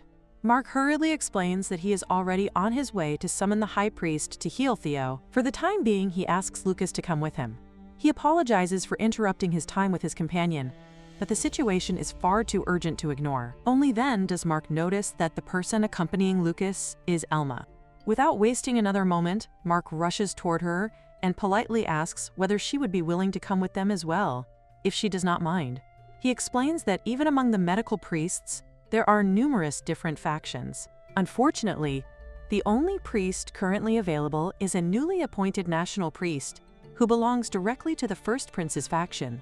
By the time that man arrives, perhaps Elma could at least do something to help stabilize Theo's condition. Lucas immediately objects, telling Mark not to be ridiculous because treating the wounded is the responsibility of priests. Mark, however, points out that Elma is unlike most other women. She does not faint at the sight of blood. Furthermore, he is not even going to comment on the issue of her gender anymore. Even so, Elma calmly explains that if Theo's injuries are truly as severe as Mark describes, then any ordinary treatment would be meaningless. What he actually needs is holy magic recovery magic, capable of healing such devastating wounds. Lucas decides there is no point standing around discussing it any longer, and declares that they should head there immediately to assess Theo's condition for themselves. As they prepare to leave, Elma cannot help but remind them not to confuse two-dimensional fiction with real life. Healing catastrophic injuries without magic is not merely unrealistic. It goes beyond fiction and enters the realm of pure fantasy. Everything she knows about treating severe injuries was taught to her by her brother Greed. According to his teachings, when someone suffers life-threatening injuries, prayers alone are not what they normally require. Instead, what they truly need is surgery. Her statement leaves both Lucas and Mark completely bewildered as they stare at her in confusion, wondering what exactly this surgery is supposed to mean. Several knights hurriedly escort the medical priest, declaring that this is an emergency. Theo has been gravely injured, and they urgently need the assistance of a healer. However, the medical priest, Dennis, indignantly protests. He proudly declares that he is the son of a baron and refuses to tolerate such disrespectful treatment. As a member of the distinguished House of Castanel and someone expected to become a future high priest, he believes it is outrageous to be dragged around in such a manner. He even complains that it is beneath his dignity to treat an irritating commoner. Medical priests are individuals who use holy power to heal the wounded. In this kingdom, countless people devote themselves to the Ore faith, pledging their worship to the god Orel. Among those followers, only a very small fraction possess holy power, making them people believed to be specially favored by the deity. The ability to wield holy power is regarded as a divine blessing. Although this gift is generally inherited through bloodlines, it can occasionally appear unexpectedly among commoners as well. The House of Baron Castanel is a prestigious family renowned for producing numerous high-ranking priests and saints. Their honorable lineage is closely connected to the House of Marquis Lordner, whose members serve as bishops. Every one of these influential figures belongs to Prince Felix's faction. Dennis recalls the praise he once received. The bishop had remarked that gaining as much experience as possible was essential for broadening his horizons and polishing his healing abilities. Prince Felix had personally encouraged him, saying that they should work together to support His Royal Highness and that everyone held great expectations for Dennis's future. Remembering those words fills Dennis with pride. He eagerly thinks that he wants to return to the place worthy of someone of his status as soon as possible. At the same time, he cannot understand how he ended up having to treat the injuries of a mere commoner. However, the fierce glares from the surrounding knights immediately make him flinch. Internally, he bitterly tells himself not to let them become so full of themselves simply because they belong to the Second Prince's Order of Knights. Meanwhile, Theo is informed that the medical priest has finally arrived. The moment Dennis examines Theo's condition, he is stunned and asks what exactly happened. The knights explain that a magical item is responsible. The horseshoe attached to the horse Theo rode had been secretly replaced with the enchanted object. Although it appeared far too ornate to serve as a practical horseshoe, it functioned long enough for the horse to gallop several times before a piece of it lodged itself into the animal's leg. The horse then went berserk, violently throwing Theo to the ground. To make matters even worse, fragments from the magical item shattered and became embedded in Theo's leg. Those fragments are now spreading a curse throughout the wound. Dennis grows visibly alarmed upon hearing this explanation. Nevertheless, he tells himself that treating the injury must take priority. He immediately begins chanting, calling upon the holy light that descends upon the earth to answer his prayers and bless the injured child before him. However, the instant he sees the sheer amount of blood covering Theo's body, Dennis loses his composure and begins screaming in panic. One of the knights angrily calls him an idiot, demanding to know why the doctor is the one screaming instead of helping the patient. Dennis desperately continues his prayer, repeatedly begging for the divine blessing to grant his wish and heal the wound. Unfortunately, the magical item continually deflects the holy power away, rendering every healing spell completely ineffective. The surrounding knights anxiously realize that if this continues, Theo will die from excessive blood loss. At that moment, one of the knights steps forward with grim determination. He instructs two others to firmly hold Theo's leg in place because he intends to amputate it. As long as every fragment of the cursed magical item is removed from Theo's body, there is still a chance to save his life. Afterward, they can cauterize the wound to stop the bleeding. Dennis immediately objects, pointing out that even if they amputate the leg, the lost limb will never regenerate. The knight fiercely shouts back, asking what other choice they possibly have. Having accepted the painful decision, they gently tell Theo to drink as much of his favorite beverage as he wants before the procedure begins. Watching everything unfold, Dennis is overwhelmed with despair.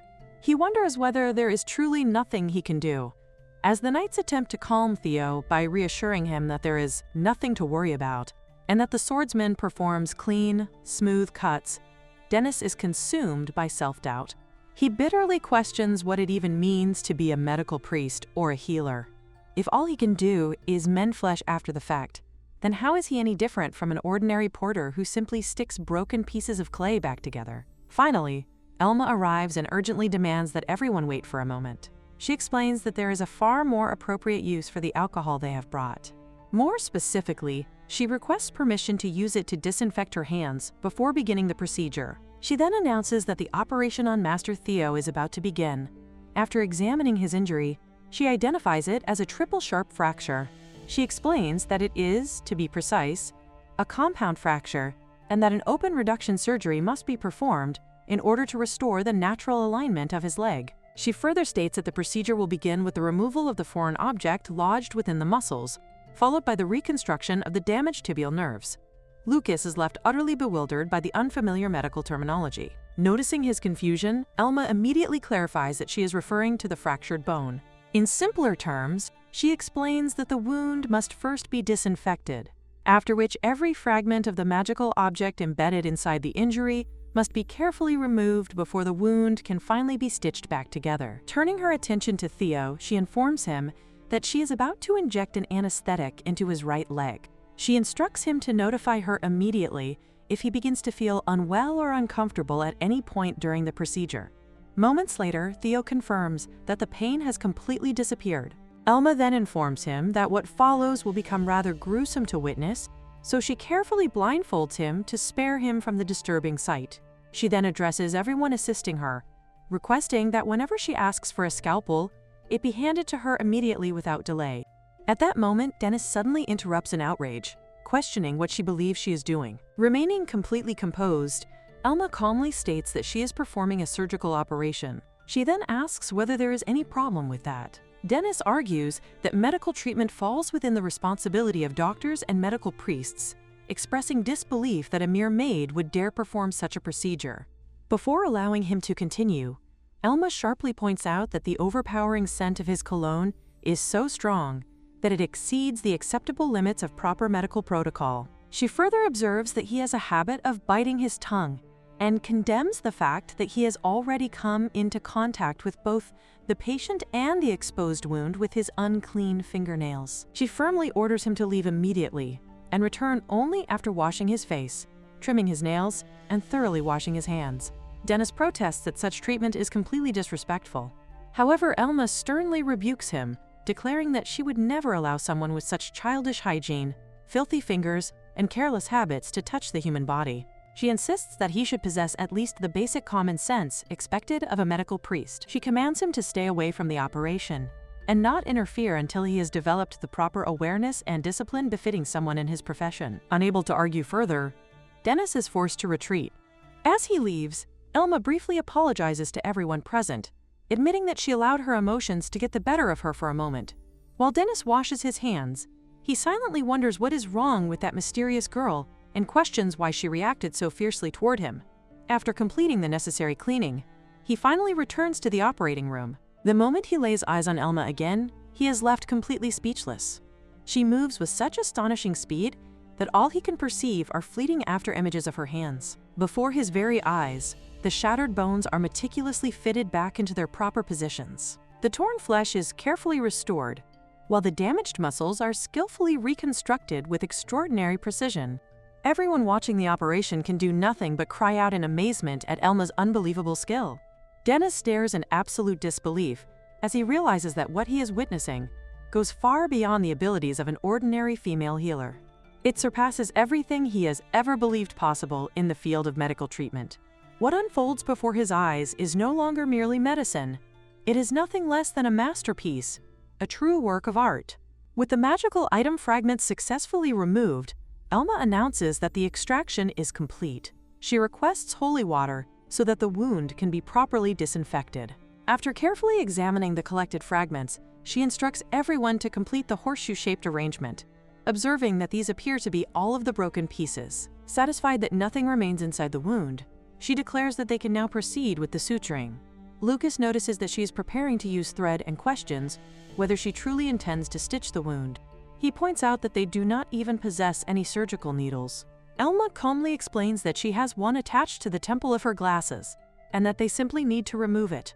She then asks them to disinfect the needle thoroughly with alcohol before handing it to her. Her explanation leaves Lucas completely bewildered, causing him to wonder why anyone would keep a surgical needle hidden inside the frame of their glasses. Elma matter-of-factly explains that, as part of proper etiquette, everyone should carry anesthetic and surgical needles with them at all times. Her statement leaves everyone present utterly speechless, as they silently question what kind of person would ever consider such a habit to be normal. Still unable to comprehend her reasoning, Lucas asks which side of her glasses contains the hidden needle. Elma explains that it is on the right side, concealed within a small slot located between the temple and the lens. Just as they are about to begin the suturing, Dennis suddenly steps forward and urgently asks everyone to wait. He declares that this is now his responsibility. He explains that the matter is no longer about authority or professional credentials. Since every fragment of the magical item has already been removed from Theo's body, healing the injury with divine magic would now be far quicker and more effective than stitching the wound manually. Dennis braces himself, expecting Elma to order him to stay out of the procedure once again. To his complete surprise, however, she readily agrees. She explains that she had actually intended to leave the final stage of the treatment to him from the very beginning. She announces that every necessary preparation has already been completed and respectfully entrusts the remainder of Theo's treatment to the medical priest. Before allowing him to proceed, she carefully wipes Dennis's hands with alcohol. She remarks that such precautions may not technically be necessary when using healing magic, but she wishes to be thorough regardless. She also notes with satisfaction that he trimmed his fingernails quite well. Dennis quietly acknowledges that she had been right all along. He realizes that anyone whose hands may come into contact with a patient should indeed ensure that they are perfectly clean. With everything finally prepared, Dennis takes a deep breath before offering his prayer. As he examines Theo's injury more closely, he realizes for the first time just how incredibly complex the structure of a human leg truly is. He inhales deeply before channeling the sacred power entrusted to him. Calling upon holy magic, he offers a heartfelt prayer, asking the divine power to embrace and soothe the injured child while granting its blessing. The holy light envelops Theo's leg, and in the next moment the wound is completely healed. Renner watches the result in astonishment, remarking that it is the very first time he has witnessed healing performed so perfectly. Elma immediately approaches Theo and asks him to test the movement of his ankle. She carefully instructs him to move it to the right, then to the left, before raising it upward and lowering it again to ensure that every movement feels natural. After confirming Theo's condition, she turns toward Renner. As expected of a skilled medical priest, the healing has been flawlessly completed. Renner, however, immediately calls out to Elma. He openly admits that the only reason he was able to heal the wound so perfectly was because of the remarkable preparation she had already completed beforehand. He further explains that healing magic alone would have accomplished nothing, while the fragments of the magical item remained embedded inside the injury. Because of that, he concludes that the one who truly saved Theo's life is Elma herself. Embarrassed by the praise, Elma quickly denies taking any credit. She insists that she merely borrowed everyone's strength and contributed only what she could. According to her, everything she accomplished falls well within the ordinary abilities of a maid, who happens to be slightly more dexterous with her hands than average. She modestly describes her role as nothing more than that of an assistant. Renner is left utterly dumbfounded by her response. He cannot understand how she could possibly describe such extraordinary work so casually. In disbelief, he points out that what she accomplished goes far beyond being merely skillful with her hands. Ordinary people could never reconstruct shattered flesh, realign broken bones, or piece them back together as she did. On top of that, she even performed delicate suturing with flawless precision. Throughout his entire career, he has never witnessed anything remotely comparable. Elma simply pouts in response, insisting that she genuinely does not believe her actions were unusual. She continues to maintain that everything she did is perfectly normal, because those abilities naturally develop through ordinary needlework. Upon hearing her explanation, Lucas quietly reflects that the entire flow of this conversation has become incredibly strange. He wonders whether average young girls truly improve their dexterity with a needle by first studying the complete skeletal anatomy of the human body. He also sarcastically questions whether children typically receive a surgical needle as a present on their 3rd birthday, so they can become properly acquainted with needlework from an early age. Elma casually remarks that she performed her very first surgery when she was only 5 years old. In her opinion, as long as someone possesses nimble fingers, anyone should be capable of carrying out surgery at that level. She cannot help but wonder whether the people of this world are truly incapable of performing even something that simple. Her statement leaves everyone speechless. Even Elma herself momentarily freezes as the thought crosses her mind that perhaps not even the doctors in this world are capable of such procedures. Lucas immediately realizes that she has once again said far more than she should have. That encounter leaves a lasting impression on the young medical priest. Determined to turn over a new leaf, he devotes himself to gaining a deeper understanding of the human body. Rather than limiting his abilities to treating only nobles, he begins extending his medical care to commoners as well. As time passes, his dedication earns him recognition as one of the kingdom's most promising medical priests. Someone praises Elma once again, acknowledging that she has displayed extraordinary medical skill and expressing sincere gratitude for everything she has done. Lucas is also commended for bringing her there when she was needed the most. Lucas admits that the moment he learned Theo had nearly lost his leg while protecting him, he almost broke down emotionally. He feels nothing but gratitude toward Elma for saving Theo's leg and allowing him to make a complete recovery. Even so, everyone agrees that the incident cannot simply be overlooked. The object responsible is a mysterious magic item, capable of deflecting even healing magic, making it an extremely dangerous artifact. Even more alarming is the fact that it had been attached to the very horse the second prince was supposed to ride. Although it sounds almost unbelievable, the strange rumor about the horse-loving prince suddenly seems far more plausible than anyone had previously thought. Lucas declares that he will personally take responsibility for disposing of the remaining fragments of the magic item. However, he gives one strict instruction. Under no circumstances must anyone allow it to become known that the magic item was shaped like a horseshoe. The guard immediately acknowledges the order and assures him that the information will remain confidential. With that matter settled, someone points out that it is probably time to take care of the medical equipment as well. Attention then shifts back to Elma, with the observation that she must be feeling extremely hot after completing such an exhausting operation. Elma honestly admits that the heat is becoming almost unbearable. Concerned for her condition, Lucas offers her a drink, confidently describing it as the finest water on earth. Elma gladly accepts the offer without hesitation. She raises the glass and takes an enormous gulp in one go, causing the nearby guard to stare in amazement at just how much she drinks at once. Lucas cannot help but think that, despite everything extraordinary about her, she can still appear surprisingly normal at times. That impression lasts only a moment. Suddenly, Elma drops the glass from her hand. She calmly explains that the liquid is normally used only for flambé cooking and for disinfecting medical instruments. Because of its extremely high alcohol content, however, she cannot actually drink it. Lucas immediately asks whether she is all right. Elma apologizes for causing trouble and quietly informs him that she is going to lose consciousness in exactly 3 seconds. True to her prediction, she collapses forward immediately afterward, falling directly into Lucas's arms. She explains that she actually cannot handle strong alcohol, while everyone else around her begins asking whether she is all right. Lucas wonders where the person who once uses a scalpel and stitches someone up with a needle has gone. The scene then cuts to Dennis, who says that he has returned. Everyone else notices that he is back, while he also notices that the bishop is present at the bar shop. Dennis immediately runs over to him and asks how he may help him. The bishop explains that he has heard that someone is in need of an urgent case, so he comes to check up on him. Today, Dennis is asked to heal a knight who is injured during a practice fight, and the bishop wants to know whether he is doing all right with all the work that is being pushed onto him.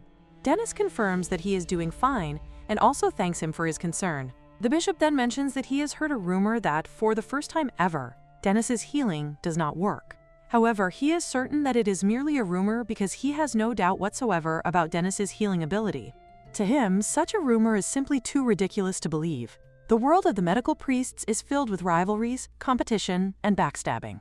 Dennis does not want to discuss such matters in a place that is crowded with other priests. Therefore, instead of blaming his healing ability, He explains to the bishop that the problem is caused by a magical item. The bishop becomes interested upon hearing about the magical item, as he has not heard anything about it. Dennis explains that, at first glance, it looks like an indistinguishable piece of metal, much like the one in the first Prince. However, something then strikes him, just as it does in the first Prince collection.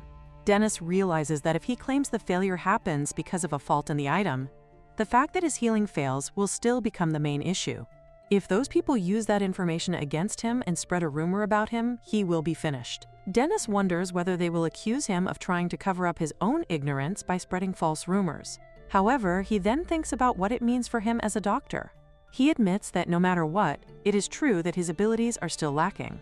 To remove any possible doubt, Dennis decides that he will prepare a detailed report regarding today's incident. The bishop says that he understands.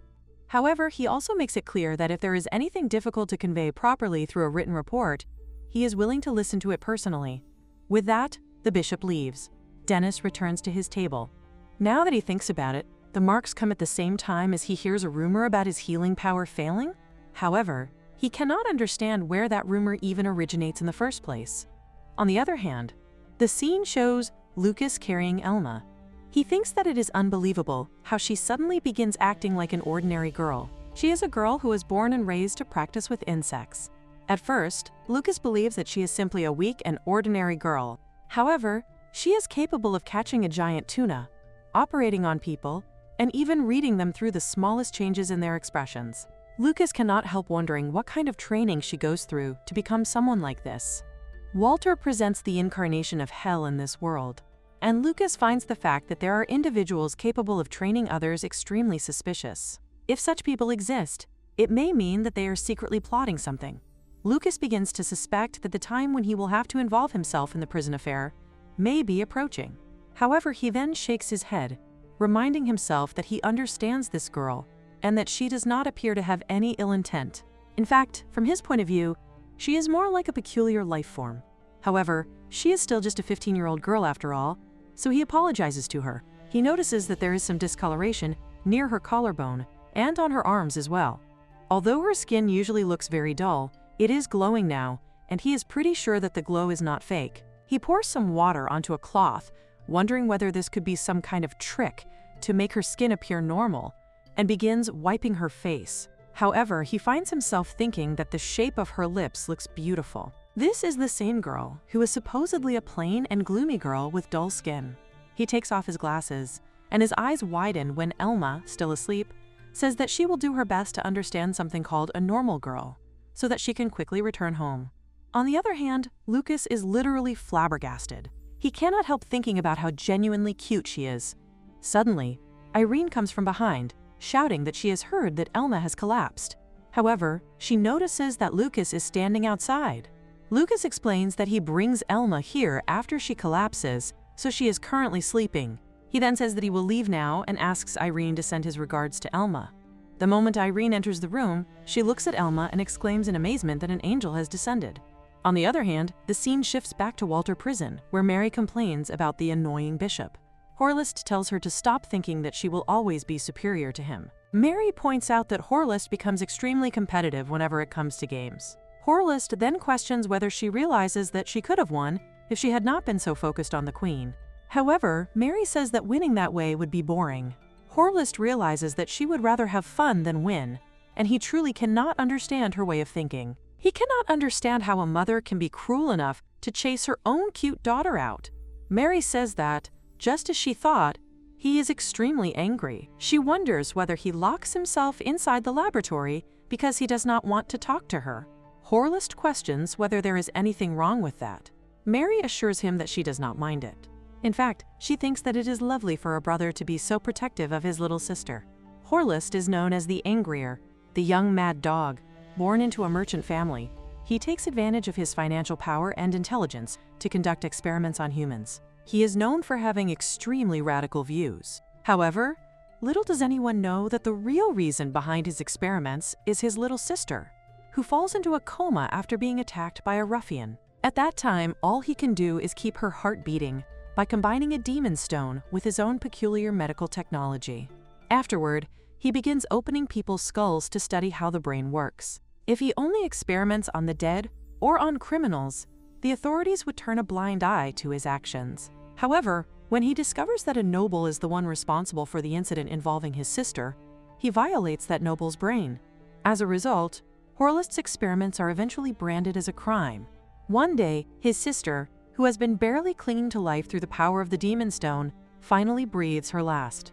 With her death, he loses all concern for everything around him. However, Mary approaches him and questions whether someone who had stepped into God's domain in search of the secret of life has ultimately been consumed by his own greed. She reminds him that he already knows a new life is growing inside her, and that a miraculous life is taking shape from nothing within her womb. Deep within his heart, he truly longs to redeem himself. More than anything, he wishes to raise someone with genuine love and affection. Understanding his feelings, Mary embraces him and promises to fulfill that desire. She tells him that he should come and raise the child together with her. In time, Elma is born. Returning to the present, Mary honestly admits that she never expected him to become so excessively overprotective of Elma. However, he completely disagrees with that assessment. In his own mind, he believes he is merely giving his adorable little sister the protection she deserves. He becomes emotional as he worries that some ill-intentioned person will inevitably approach her. He even reveals that he deliberately altered the reflective index of her glasses, so she would appear like an ordinary plain-looking girl. At the same time, he regrets not packing poison needles for her self-defense, believing that to be his greatest mistake. Mary cannot help but wonder how the love between a brother and his sister has become so suffocating. She reminds him that Elma is no longer a little baby.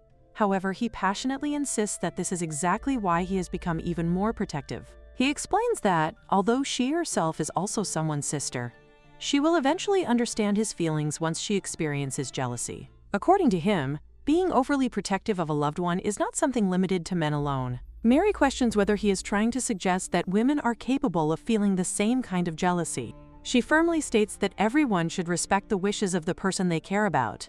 Nevertheless, he immediately brings up a certain self-proclaimed, quote, best girl in prison, implying that she is a perfect example of the opposite. Mary remarks that this particular woman truly knows how to provoke him.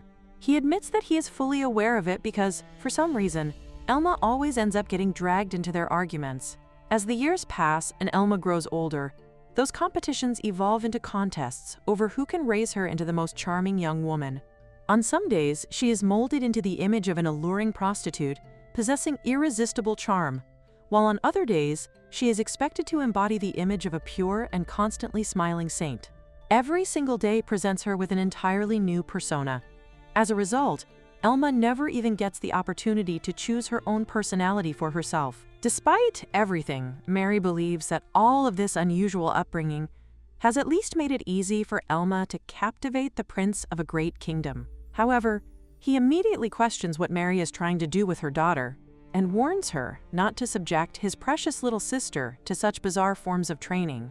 In response, Mary simply smiles and explains that, more than anything else, she only wants Elma to grow up to be a perfectly normal girl. The bishop is seen walking through the palace, inwardly lamenting that, once again, he has been summoned unexpectedly. As he makes his way forward, a maid approaches him and apologetically explains that, after requesting his presence, Prince Felix had suddenly decided that he wanted to remodel his room instead. She sincerely apologizes for the short notice and admits that she was unable to stop him. The bishop reassures her that she has done nothing wrong and calmly tells her that she has handled the situation well. Shortly afterward, Felix arrives and apologizes for being late. He explains that he had genuinely wanted to consult with the bishop, but various matters had delayed him. Since the bishop had not arrived by then, he had already begun remodeling his room on his own. Hearing this, the bishop is inwardly furious at the sheer audacity and thoughtlessness of the foolish prince.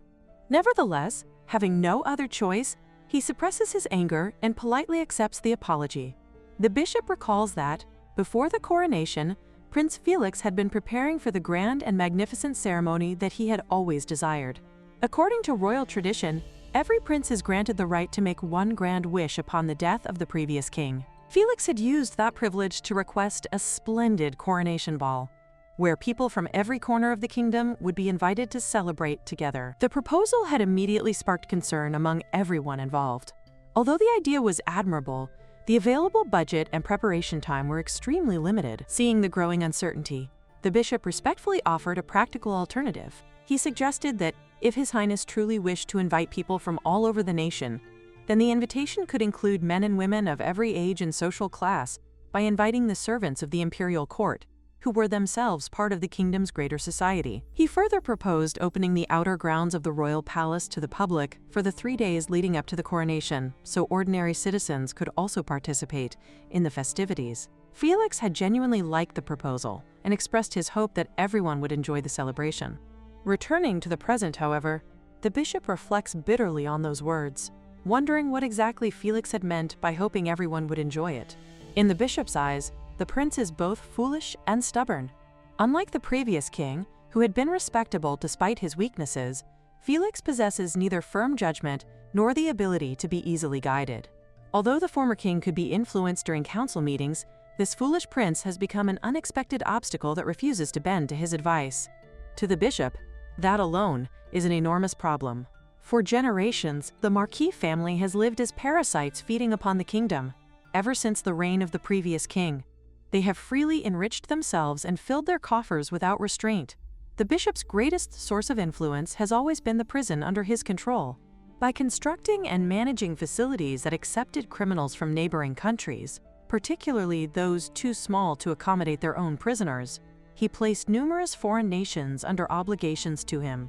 Through those arrangements, powerful families and political institutions gradually became indebted to his influence. Within those prisons, even individuals such as Exum and Ruthristi, who had been falsely accused, were imprisoned and silenced. Any inconvenient truths they tried to reveal were buried beneath the desperate cries of countless prisoners, ensuring that their voices would never be heard. However, the entire situation changes when the second prince uses his own grand wish to grant a royal pardon on behalf of the foolish prince. At present, the bishop is not certain whether Felix already knows that innocent people are being held under false charges. However, he believes the prince is at least aware that widespread abuse exists throughout the prison system. That realization makes the bishop suspect that Felix has begun investigating the matter and may already be planning his next move. Determined to protect his own position, the bishop concludes that unnecessary pawns must be eliminated by members of their own side before they become liabilities. He devises a scheme in which the first prince and the second prince are manipulated into turning against one another. If the two brothers can be made to fight among themselves, they will inevitably weaken and destroy each other, allowing the bishop's own plans to proceed unhindered. That is the strategy he intends to set into motion. Recently, however, the bishop feels that fortune has no longer been on his side. One of his earlier schemes had involved obtaining a robe from the head maid who serves the second prince and planting it at the scene of an assassination attempt ordered by the first prince. His objective had been to spread the rumor that the second prince himself had orchestrated the incident. However, the plan completely falls apart. The royal guard somehow reacts with unusual speed, and although the bishop cannot understand how they could possibly have learned about the assassination plot in advance, their actions throw him into a state of panic. Undeterred, he devises another plan. This time, he attempts to orchestrate a poisoning incident by manipulating the newly appointed head chef, who serves under the first prince. His intention is to use the chef as an unwitting accomplice while carrying out an assassination. Before he can put everything into motion, however, the palace kitchen unexpectedly becomes crowded with people. Seeing the overwhelming number of witnesses, he realizes that he can no longer take advantage of the situation as originally planned. To make matters even worse, another incident from a few days earlier continues to frustrate him. He had deliberately shown several barons a horseshoe that belonged to the first prince's collection, hoping to subtly plant the idea that the magical item originated from the first prince. Despite all of his careful efforts, the naive prince never even hinted to those around him that the magical item might have come from his older brother. Once again, the bishop's carefully prepared scheme fails to produce the desired outcome. Realizing that subtle manipulation is no longer enough, the bishop concludes that he needs a grand stage, a public platform where everyone can clearly witness what appears to be an intense conflict between the two princes. As he contemplates his next move, he considers creating a dramatic poisoning incident during the climax of the coronation ball.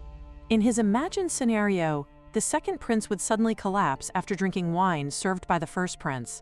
At the same time, rumors involving a cursed magical item would spread throughout the palace. Under those circumstances, suspicions that the first prince had murderous intentions would appear entirely believable. Although he believes the plan could succeed, he quickly recognizes a practical obstacle. Since the wine will be opened and served in front of everyone, secretly adding poison to it would be extremely difficult. Instead, he concludes that using a poison needle to strike the second prince at the very moment he drinks the wine would be a much more practical method. While the bishop is still immersed in these thoughts, Felix calls out to him with another request. Felix explains that, since he will be the center of attention at the ball, he believes the occasion needs a greater sense of glamour. For that reason, he wishes to issue a formal notice inviting beautiful, noble ladies to remain by his side throughout the celebration. Otherwise, he jokes that Booker will undoubtedly charm every one of them without showing any consideration for his older brother. The bishop is inwardly exasperated, wondering why he has been summoned merely to discuss such a trivial matter. Even so, he conceals his irritation behind a polite smile. He suggests that, instead of allowing the noble ladies to gather around Felix too closely, numerous male attendants should remain surrounding His Highness. Behind that seemingly innocent recommendation lies another sinister thought. If one of those male attendants were secretly employed as an assassin, he could stab the second prince with a poison needle at the perfect moment. The bishop reasons that, because the beautiful noblewomen would naturally gather around the first prince, most of the attention in the ballroom would be focused on him. As a result, there would be fewer witnesses observing the second prince. If the first prince could also be persuaded to personally serve the wine immediately before the attack, then the second prince's sudden collapse would create the ideal spectacle, making it appear as though the first prince had orchestrated the entire incident. In the bishop's mind, it would be the perfect way to stage a dramatic conflict during the coronation ball. Felix then brings up one final request. Since he is the host of the celebration, he wants the ball to be magnificent enough to be remembered throughout history. Rather than relying solely on the palace orchestra, he wishes to invite the kingdom's finest classical musician to perform for the guests. He recalls the famous musician whom everyone had been discussing earlier and wonders whether they should invite him instead. The bishop asks whether Felix is referring to Mr. Gorin. Felix immediately smiles with excitement and explains that Mr. Gorin is a genius violinist who is adored by the royal court. In Felix's opinion, there could not be a more perfect performer to grace the coronation ball. The bishop once again cries internally, unable to believe that the rumored, outlawed genius violinist would ever wish to keep time at noble balls as nothing more than a dance accompanist. Nevertheless, he maintains a pleasant smile and tells Felix that he understands. As the Lord Patriarch, he believes that he must be capable of handling the finishing touches and preserving such traditions with perfection. He then reflects upon the laws of Luden, where the murder of a royal family member is strictly forbidden, even if the victim happens to be the king himself. If the second prince were to be killed, the first prince would inevitably lose his right to inherit the throne, and could even be imprisoned within the infamous water prison. Should such an outcome occur, the coming era would fall entirely under the bishop's control. Internally, he expresses his gratitude toward the foolish prince for allowing him to demonstrate his practical abilities while he still has the opportunity. Since it is the prince's final wish, the bishop resolves to grant it respectfully. The scene then shifts to Felix, who is in the process of taking down a painting from the wall. A maid approaches him and politely offers to help adjust its position if he wishes to relocate it. However, Felix calmly explains that he has no intention of adjusting it because he is throwing it away instead. According to him, the painting has already fulfilled its purpose. With that, he proceeds to discard not only the painting, but also the rest of his collection, while the maid watches the entire scene with trembling hands. The frightened maid desperately pleads with him to stop, yet Felix simply refuses. He explains that he is the sort of person who dislikes cleaning, but whenever he finally decides to do it, he prefers to gather every piece of trash together and dispose of it all at once. The scene then cuts to Irene, who loudly demands that Ilma make a decision regarding whether she values their friendship or her hierarchical relationship with the headmaid more. The headmaid immediately interrupts Irene, insisting that she stop, because the matter has nothing to do with personal relationships. She explains that it is merely a simple difference in personal taste. Meanwhile, Ilma stands there completely confused. In the first place, she cannot understand why she is even expected to attend the coronation ball. Upon hearing those words, both Irene and the headmaid exclaim in disbelief, asking what kind of nonsense she is talking about. They remind her that, Thanks to the foolish prince, meaning His Highness Crown Prince Felix, all of the servants have been granted permission to attend the ball. They insist that there is no possible way Ilma could have been unaware of such important news. The head maid further remarks that even people like her, who have already left the grand city, are not merely somewhat excited, but are, in fact, extremely excited about the upcoming coronation ball. Despite all of their enthusiasm, Ilma quietly admits that on the day of the celebration, she is actually considering going to the kitchen instead to help Chef George. Irene immediately responds by saying that, of course, His Highness the Cook is the main attraction. However, she has heard that because he has become so overwhelmingly popular, the veteran matchmakers have already begun directing their attention toward mid-ranking nobles and members of the chivalric order instead. She explains that the ball is practically a battlefield for women, where each participant must display either exceptional beauty or an elegant aura worthy of admiration.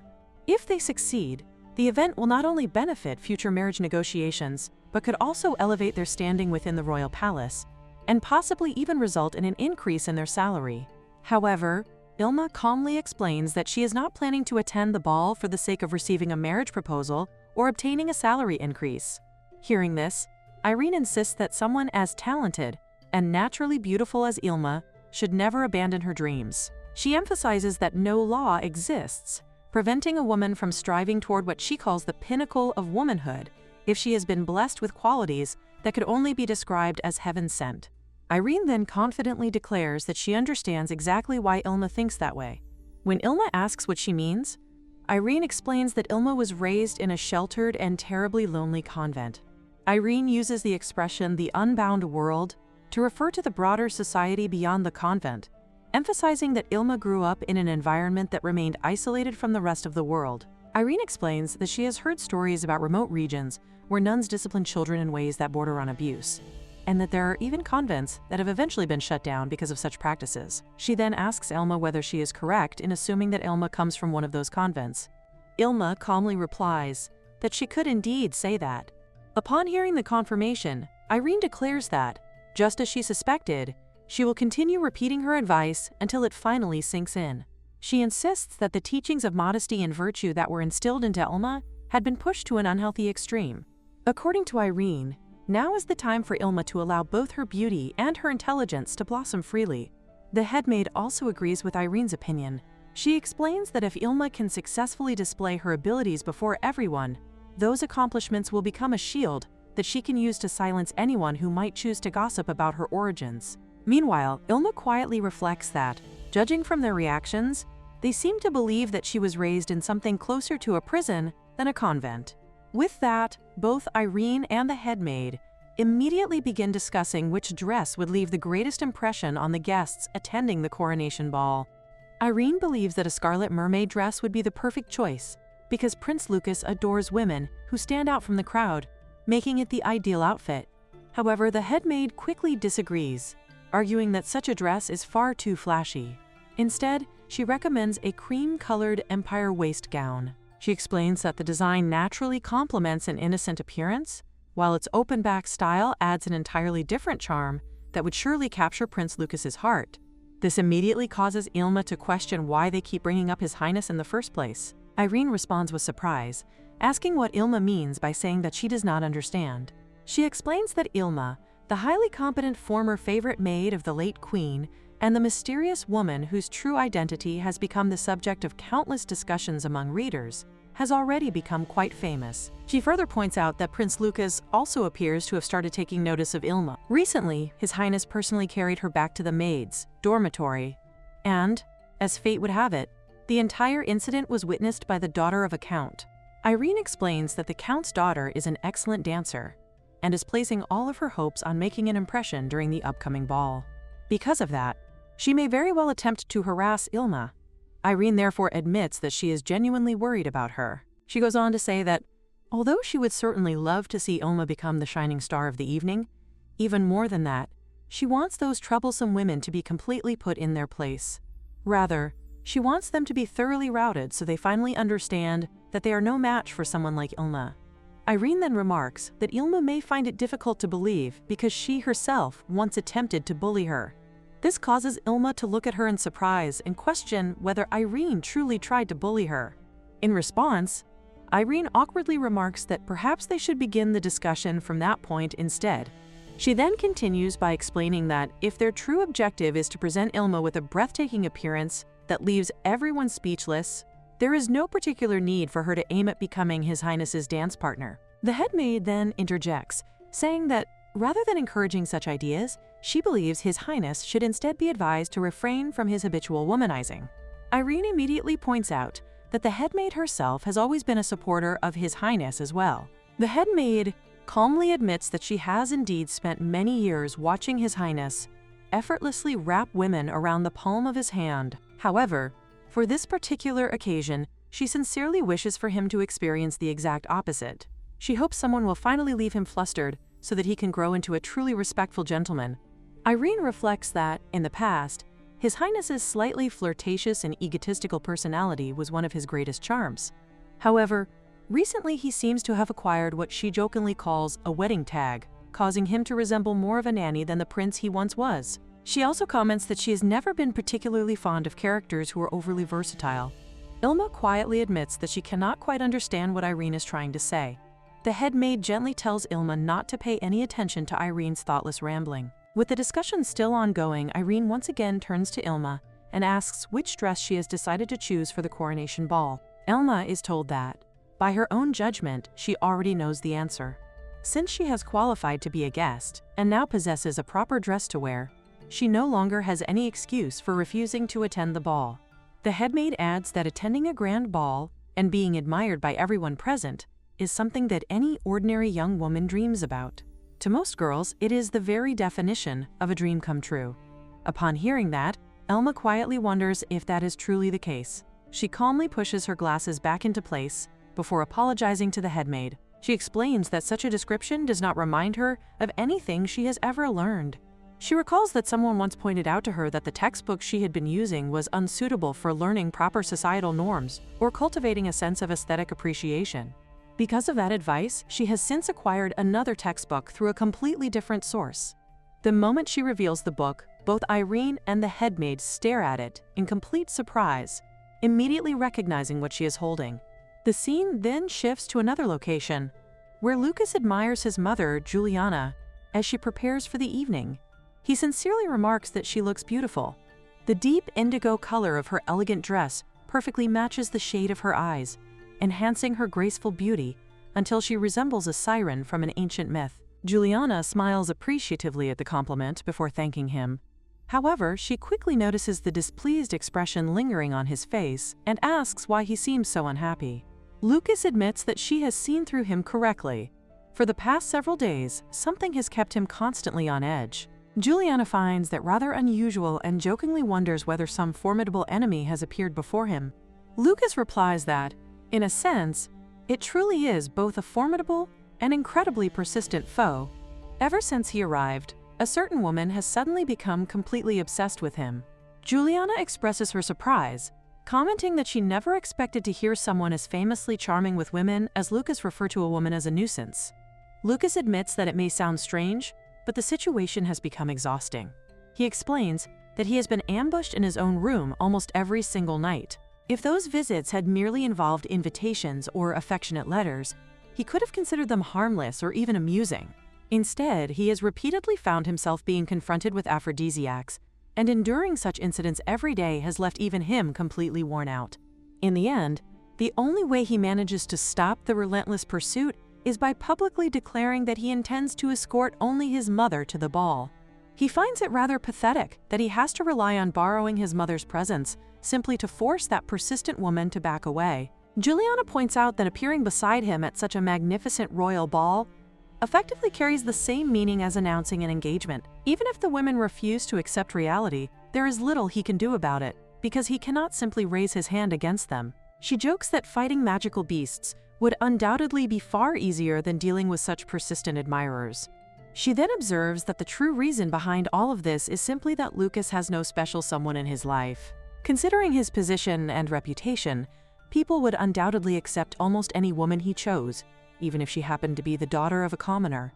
Speaking as his mother, she says she would gladly recommend a young woman who prepares excellent tea, possesses remarkable skill in foreign languages, and somehow manages to make every ordinary day feel exciting. Lucas immediately responds that he has no intention of asking whom she is referring to. He firmly states that he cannot allow himself to find a significant other before his older brother does. Juliana is immediately caught off guard by that statement and questions what he has just said. She wonders whether he is deliberately showing consideration toward Prince Felix, despite the prince's widespread reputation as the foolish prince. At that very moment, the formal announcement echoes throughout the ballroom, proclaiming the arrival of Her Majesty, former Queen Juliana, and His Highness Prince Lucas. As they make their entrance, Lucas quietly asks his mother whether she truly believes that Prince Felix is actually a foolish prince. Before Juliana can respond, another announcement fills the grand hall, declaring the arrival of His Highness Prince Felix. Almost instantly, a voice from among the gathered nobles breaks the silence in astonishment, asking who the breathtaking beauty descending the staircase could possibly be.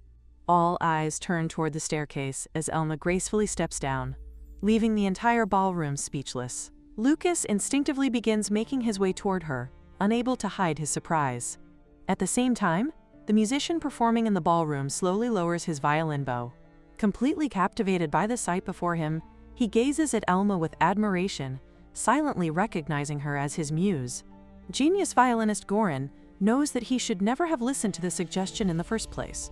To him, what is about to happen is nothing less than a travesty against music itself. He believes that music is an all-encompassing form of beauty, capable of bringing people to their knees, transcending the barriers of language and even religion. It is not something that should be reduced to mere decoration or consumed as superficial entertainment through cheap gimmicks such as this performance. If Marquis had not personally requested that he perform this extraordinary piece, Goran would never have even considered presenting music in such a manner. However, for the sake of fulfilling his lifelong dream as a musician, he is willing to set aside his personal reservations. According to the plan, he is supposed to give a signal once he finishes performing, during the precise moment when the audience's attention is at its peak. Even so, Goran cannot hide his boredom. He longs for a true muse, someone capable of inspiring him to elevate his music to heights he has never before reached. At that exact moment, his gaze falls upon Elma as she gracefully enters the ballroom. His eyes immediately widen in astonishment. Lucas also notices her and calls out to Elma. Without hesitation, Elma approaches him and politely offers Prince Lucas a respectful morning greeting. Lucas looks at her in surprise and wonders why she is dressed so elegantly today. He also notices the absence of the glasses she normally wears and asks where they have gone. Elma simply asks whether she looks strange. Lucas immediately denies it, assuring her that she looks very beautiful. Meanwhile, whispers spread throughout the ballroom as the surrounding nobles murmur among themselves in disbelief, questioning whether the stunning young woman before them is truly the infamous maid, Elma. Lucas cannot help but think that she looks far too beautiful. At this rate, even his elder brother and the assembled lords will undoubtedly notice her. He also recalls that she always claimed she disliked attracting attention. Elma calmly corrects him, explaining that, to be precise, it is not that she dislikes standing out. Rather, she simply does not wish to go unnoticed. Her explanation only leaves Lucas even more bewildered, as he wonders what that statement is even supposed to mean. Elma continues by explaining that if someone were ever to challenge her to a duel, she would naturally face them with all her strength. The two opponents would exchange blows fairly on equal footing, before eventually reaching an understanding and strengthening their bond through the experience. She even asks whether Prince Lucas is also familiar with such a noble path. Lucas becomes even more confused by the strange explanation. Elma honestly admits that she never expected the textbook she received would ultimately lead to her participating in a royal banquet. According to the book she read, both women and men are expected to give their absolute best in every situation. Since the weather is pleasant and sunny today, it suddenly occurred to her that preparing herself with all her might before attending the banquet is simply common sense. Lucas can only question what in the world she is talking about. Elma continues speaking with complete seriousness, explaining that she does not know what her opponent intends to do, so provoking them unnecessarily would be unwise. She also plans to remain cautious if someone offers her assistance once the curtain falls. Unable to follow her reasoning any longer, Lucas loudly demands to know what she is talking about this time. Elma calmly concludes by stating that everything she has described is simply a tale of friendship, hard work, and triumph. Lucas remains completely unable to understand a single word she is saying. The scene then shifts to Juliana, who excitedly exclaims in amazement that Elma looks absolutely wonderful. She declares that Elma has surpassed even her highest expectations. She is genuinely delighted to see how beautifully the dress and makeup suit her. Lucas immediately realizes something and questions whether his mother was involved in all of this as well. Just then, Luke approaches them and asks whether that elegant young lady is truly Elma. The young knight admits that even he was completely taken aback by her appearance. He struggles to put his thoughts into words before finally saying that she genuinely feels like a proper young lady now. He explains that, before this transformation, being around Elma always felt more like having a younger brother than spending time with a young woman. Because of that, he had once lent her his favorite book. Looking back now, however, he begins to think that perhaps it had been far too early for her to read it. Lucas immediately questions what exactly Luke is talking about. Lucas explains that Elma has been treating the novel as though it were an educational textbook. After Lucas rejected the previous textbook she had been using, Elma asked Luke to lend her a book so she could learn what ordinary life is supposed to be like. Since she requested one, Luke simply lent her his favorite best-selling novel. He explains that he especially enjoys reading swashbuckling adventure stories. As he reflects on everything Elma has said tonight, a terrible realization suddenly dawns on him. If she truly believes that defeating her enemy with all her strength is common sense, then she has completely misunderstood the story. With growing horror, Luke realizes that Elma may genuinely believe she is supposed to challenge someone to a duel, or perhaps even start an outright war. Someone suddenly calls out, demanding to know whether Elma is truly Elma. The woman remarks that, considering the extravagant dress Elma is wearing, she seems to have become rather carried away, despite being nothing more than a maid. She then notices that Elma's dress has been stained. Feigning innocence, she claims that her hand merely slipped. Since Elma is a maid, she should naturally be experienced at washing clothes, so she had better hurry before the stain sets. She adds that it would probably be best for Elma to return to her duties as soon as possible. Just then, the woman's expression brightens as she notices Lucas standing nearby. She happily approaches him and asks what brings him there. Lucas calmly states that it appears he has just overheard a conversation between ladies that is far from becoming. The woman immediately adopts an innocent expression and explains that, as Lucas can clearly see, she accidentally spilled some wine on Elma's dress. However, she insists that it is entirely Elma's fault, because Elma suddenly collided with her. She claims that Elma even apologized for bumping into her, and now that His Highness has arrived, she finally feels completely safe. Taking advantage of the opportunity, she politely asks whether she might have the honor of sharing a dance with him for a single number, explaining that she has diligently polished her dancing skills in preparation for this very evening. Instead of responding to her request, Lucas addresses her by name, Caroline, and sternly asks whether she even realizes what she has just started. Caroline stares at him in complete confusion. At that very moment, Elma deliberately pours even more wine onto Caroline's dress. Calmly addressing the bewildered noblewoman, Elma remarks that it appears Caroline prefers speaking with her fists rather than with her words. Since that seems to be the case, she proposes that they settle the matter with a, quote, red versus white match instead. Caroline can only stare in utter bewilderment, unable to comprehend what Elma is talking about. Elma then boldly introduces herself once again, declaring that her name is Elma, and formally announcing that she shall begin the match as the representative of the red team. Without the slightest hesitation, she tears away the stained outer layer of her dress, allowing greater freedom of movement. She then removes the bun holding up her hair, letting her long hair flow freely behind her. Extending her hand toward Lucas with unwavering confidence, she gracefully asks for his hand. Lucas cannot hide the faint blush spreading across his face.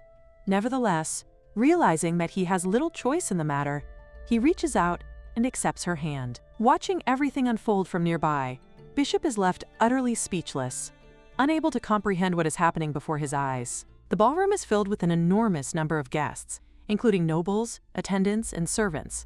Under ordinary circumstances, the grand hall should be overflowing with couples dancing together to the elegant rhythm of the waltz. Yet for some inexplicable reason, every other dancer has stopped. There is now only a single couple occupying the center of the dance floor, performing before the silent audience. As Lucas and Elma dance together, the spectators watch in complete fascination. Their elegant turns are breathtaking, while every graceful sway flows together so seamlessly that it almost appears as though they are creating music through the movement of their bodies alone. Even Bishop finds himself captivated by the mesmerizing performance.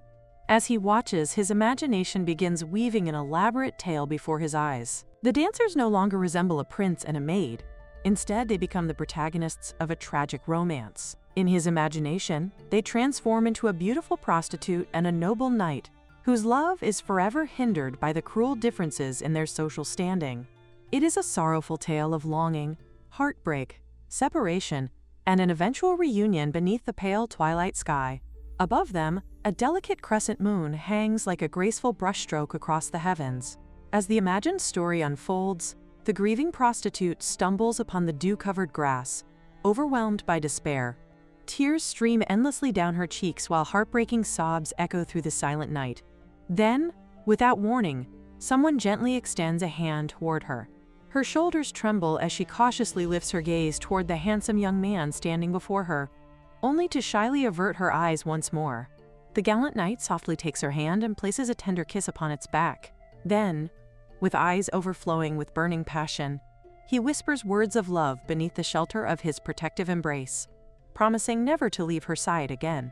However, Bishop suddenly jolts back to reality. He immediately realizes that now is absolutely not the time to spread the wings of his ridiculous delusions. His carefully prepared plans are on the verge of collapsing before his very eyes. This is an emergency. Initially, everything is supposed to proceed according to a carefully prepared plan. Shortly after the first round of the waltz concludes, Felix is meant to step forward and offer a ceremonial toast using the oath wine. At that exact moment, Lucas is to be poisoned. Therefore, during the dance, it is essential that everyone witnesses Felix personally opening the bottle and pouring the wine himself, leaving no room for suspicion later. However, nothing unfolds as expected. Not a single person is paying attention to Felix. Instead, every guest in the ballroom has their eyes fixed entirely upon Lucas and the mysterious young woman dancing beside him. Bishop desperately tries to reassure himself. Perhaps the witnesses can still be manipulated afterward, he thinks. The true problem, however, is the timing. He has already arranged a series of secret signals with that egotistical foreign musician. If Bishop rubs his nose, it means they should begin preparing for the musical passage. If he touches his ear, it signals that the performance should begin immediately. Once the transcendent musical passage starts playing, the seventh conspirator, carrying poison on the sole of his shoe, is supposed to make his move and step on Lucas. Although the man is positioned some distance away, the plan should still work perfectly. Bishop repeatedly rubs his nose, desperately hoping the thug will look in his direction and notice the signal. Yet the man never even glances toward him.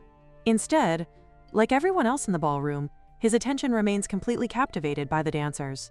Bishop is forced to admit that the girl dancing before everyone truly is a breathtaking sight. Her movements resemble the very personification of music itself. It is as though every graceful step gives birth to melody, allowing her to create music solely through her dance. She is nothing less than a living muse.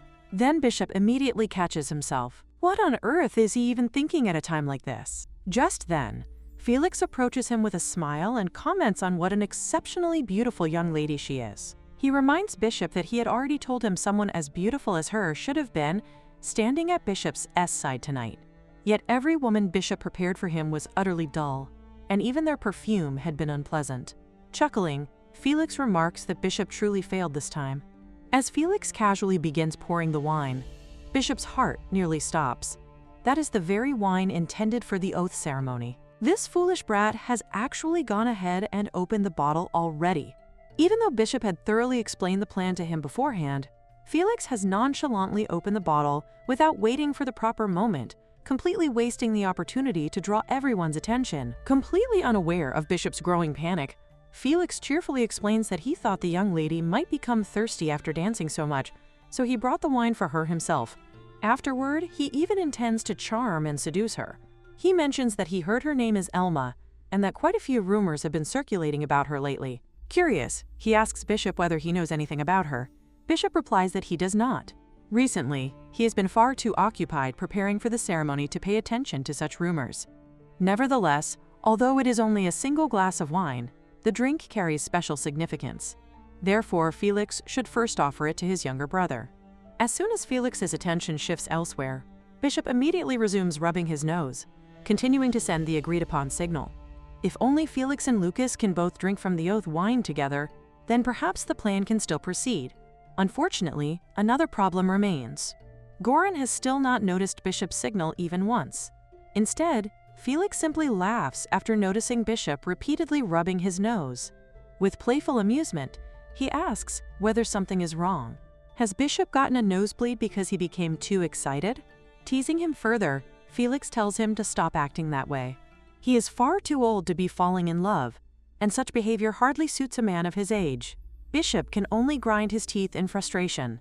Then Felix sighs with disappointment before commenting that, compared to the extraordinary dance unfolding before everyone's eyes, the orchestra's performance simply cannot keep up. Watching Elma dance fills him with even greater excitement. Her movements produce perfect harmony, and it almost feels as though she alone is supplying strength and life to the entire orchestra. Bishop suddenly realizes, to his horror, that he has once again begun unconsciously narrating this scene inside his own head. Who exactly is that girl? Is she some sort of storybook protagonist, joining hands with her companions to defeat the villain? As he gazes toward the dancing couple, his imagination once again transforms the scene before him. Beneath the elegant figure of the dancing girl, he sees the beautiful prostitute once more. Beside her stands the young man she loves, while the passionate flame they have nurtured together continues to burn brighter than ever. Finally, the lovers reveal their ultimate movement. Silence falls across the ballroom. For a brief moment, not a single soul speaks. Then thunderous applause erupts from every corner of the hall. The guests enthusiastically praise the magnificent performance, declaring that it was absolutely incredible. Felix smiles brightly and announces that he is definitely going to offer some of this wine to her. Meanwhile, Bishop knows full well that the situation has become disastrous. Even now, he still has not managed to make eye contact with Goran. At that precise moment, Goran strikes a dramatic note and calls out to Elma. Addressing her as his muse, he passionately declares that his everything and her everything should now be tested to their very limits. Elma slowly turns her gaze toward him. Her eyes are deadly. Elma turns toward Carolyn and apologizes for making her wait, calmly informing her that it is now her turn. Watching the exchange, Lucas immediately realizes that after witnessing such a flawless performance firsthand, Carolyn will most likely be unable to gather the confidence to dance. Lucas attempts to put an end to the situation by telling Elma that she has already done enough. He explains that an ordinary young lady would never be capable of performing such a demanding dance. Elma, however, appears genuinely puzzled by his remark. She wonders why he describes it as difficult when, in her understanding, the dance they have just performed is one of the simplest forms of the waltz. The moment she begins to continue with another one of her astonishingly unconventional statements, Lucas quickly places a hand over her mouth before she can finish speaking. He decides that the conversation should end there before she unintentionally says anything even more unbelievable. Elma remains confused by his reaction and wonders why everyone is behaving so strangely. From her perspective, it is perfectly normal to challenge someone stronger with the assistance of comrades. Lucas then attempts to reason with her in a different way. He reminds her that in the stories she enjoys reading, protagonists do not pursue enemies who choose to retreat. By the same logic, although she is free to accept challenges from those who approach her directly, she should also allow those who withdraw to leave peacefully, as that is simply common courtesy. Lucas notices that Carolyn has indeed begun stepping back, clearly having no intention of accepting the challenge. After considering his explanation for a moment, Elma concludes that she understands. At that moment, Goran declares that he intends to test both his own limits and hers. His announcement immediately causes Lucas even greater concern. Lucas cannot help recalling Elma's earlier claim that the previous dance was merely one of the simplest waltzes. Goran explains that the piece they performed originally flows with unmatched elegance and grace, making it something that no ordinary performer can ever truly capture. To him, the composition resembles a wild beast rampaging freely, and he wonders whether Elma possesses the ability to tame something so untamed. Hearing his challenge, Elma immediately turns toward Prince Lucas. She cheerfully announces that a new rival has appeared and reminds him that, according to the common courtesy he had just explained, one should never refuse someone who approaches with a challenge. Lucas quietly mutters to himself, wondering how the situation has somehow escalated into this. Elma then politely requests Lucas's assistance once again. asking him to dance forward together with her. The two begin dancing once more, and the surrounding guests immediately erupt into excited whispers. Everyone marvels at the breathtaking performance unfolding before their eyes, repeatedly praising how wonderful it is.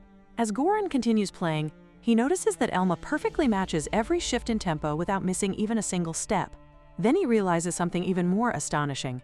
She is not merely keeping pace with the music, she is surpassing it. For the first time, he can clearly see it. His music and her dance gradually begin to merge into one seamless expression.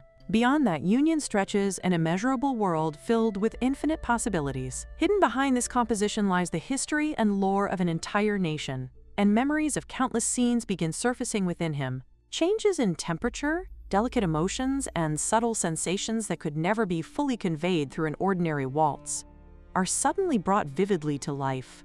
At last, he understands. The graceful extension of her fingertips conveys an ominous forewarning of the unrest awaiting the future. Then comes an exceptionally daring leap. She releases her partner's arm entirely and spins freely across the floor, resembling a solitary leaf carried effortlessly by the wind. Her movements embody the helplessness of fate itself, drifting beyond anyone's control. Such profound understanding goes beyond merely interpreting the music. It transcends the composition itself. To Goran, the performance is nothing short of magnificent. Inspired beyond restraint, he eagerly wonders how she will respond to what he intends to play next. Meanwhile, on the opposite side of the ballroom, the bishop impatiently rubs his nose in irritation. He cannot understand why Goran is performing with such an expression of complete ecstasy. Goran's only responsibility is supposed to be remaining aware of the signal and continuing to play the designated trial piece until the required moment. The guests, however, remain completely captivated by the spectacle before them. They excitedly comment on the incredible speed of Elma's spinning movements, comparing them to a powerful windmill. Some even exaggerate that the wind she creates is so intense that smoke appears to rise from the floor through sheer friction. Completely oblivious to everything else, Goran is enjoying the greatest performance of his life. Felix quietly remarks that this overwhelming state is none other than Goran's famous transcendent thrill. The bishop, meanwhile, is on the verge of tears, desperately thinking that this is absolutely not the right time for such artistic enlightenment. Elsewhere, the servant assigned to step on Prince Lucas's foot with the poisoned tack scans the ballroom in frustration. He resembles a child who has arrived too late to join a lively game of double dutch, watching everyone else participate while he remains left behind. Realizing that the opportunity has slipped away, he concludes that the mission must be aborted. Poisoning the prince now, without establishing any connection to Felix's wine, would only create unnecessary complications during the aftermath. Before anyone accidentally exposes the plan, he decides that he will personally deliver his report instead. However, just as he attempts to leave, Elma unexpectedly steps directly onto the man's foot. She calmly points out that interrupting a dance halfway through is extremely tactless. In her understanding, the only individual who is ever granted permission to step on a gentleman's foot is the lady who is dancing with him. With that, the music finally comes to an end. Goran approaches while enthusiastically applauding, unable to conceal his excitement. He declares the performance to be splendid. In his eyes, she has brought insight and deep sentiment into the music itself, reaching a level equal to his own interpretation. More than that, her expressive ability is extraordinarily profound. For the first time in his life, he realizes that there are forms of art capable of standing shoulder to shoulder with music. To him, it is a phenomenal dance that seems to reach into a person's very soul and ensnare it completely. It flows like a golden zephyr, and when the transcendent thrill begins, her movements resemble those of someone effortlessly performing a magnificent grand jeté, leaving an unforgettable impression. Elma humbly remarks that, supposedly, it was incredible. She insists that the performance is entirely the result of His Highness's guidance and the beauty of the music itself. Goran immediately dismisses her modesty as complete nonsense. He sincerely believes that her mastery of dance exceeds the limits of human understanding. Elma calmly responds that what she has demonstrated is relatively ordinary. Those words completely shake Goran's worldview. He silently questions what he is supposed to believe if this is what she considers ordinary. An impossible thought enters his mind. Perhaps she is a goddess herself. Perhaps that is the only explanation for someone capable of performing such abnormal, almost supernatural miracles. His expression causes Elma to become visibly concerned. Lucas, meanwhile, worries that she might once again respond with one of her usual declarations that such feats are perfectly normal. Instead, Lucas asks her what is wrong. He points out that it is not every day someone receives such overwhelming admiration and sincere praise. Then he wonders whether she has finally begun to realize that perhaps she is not actually normal. Elma immediately rejects the idea.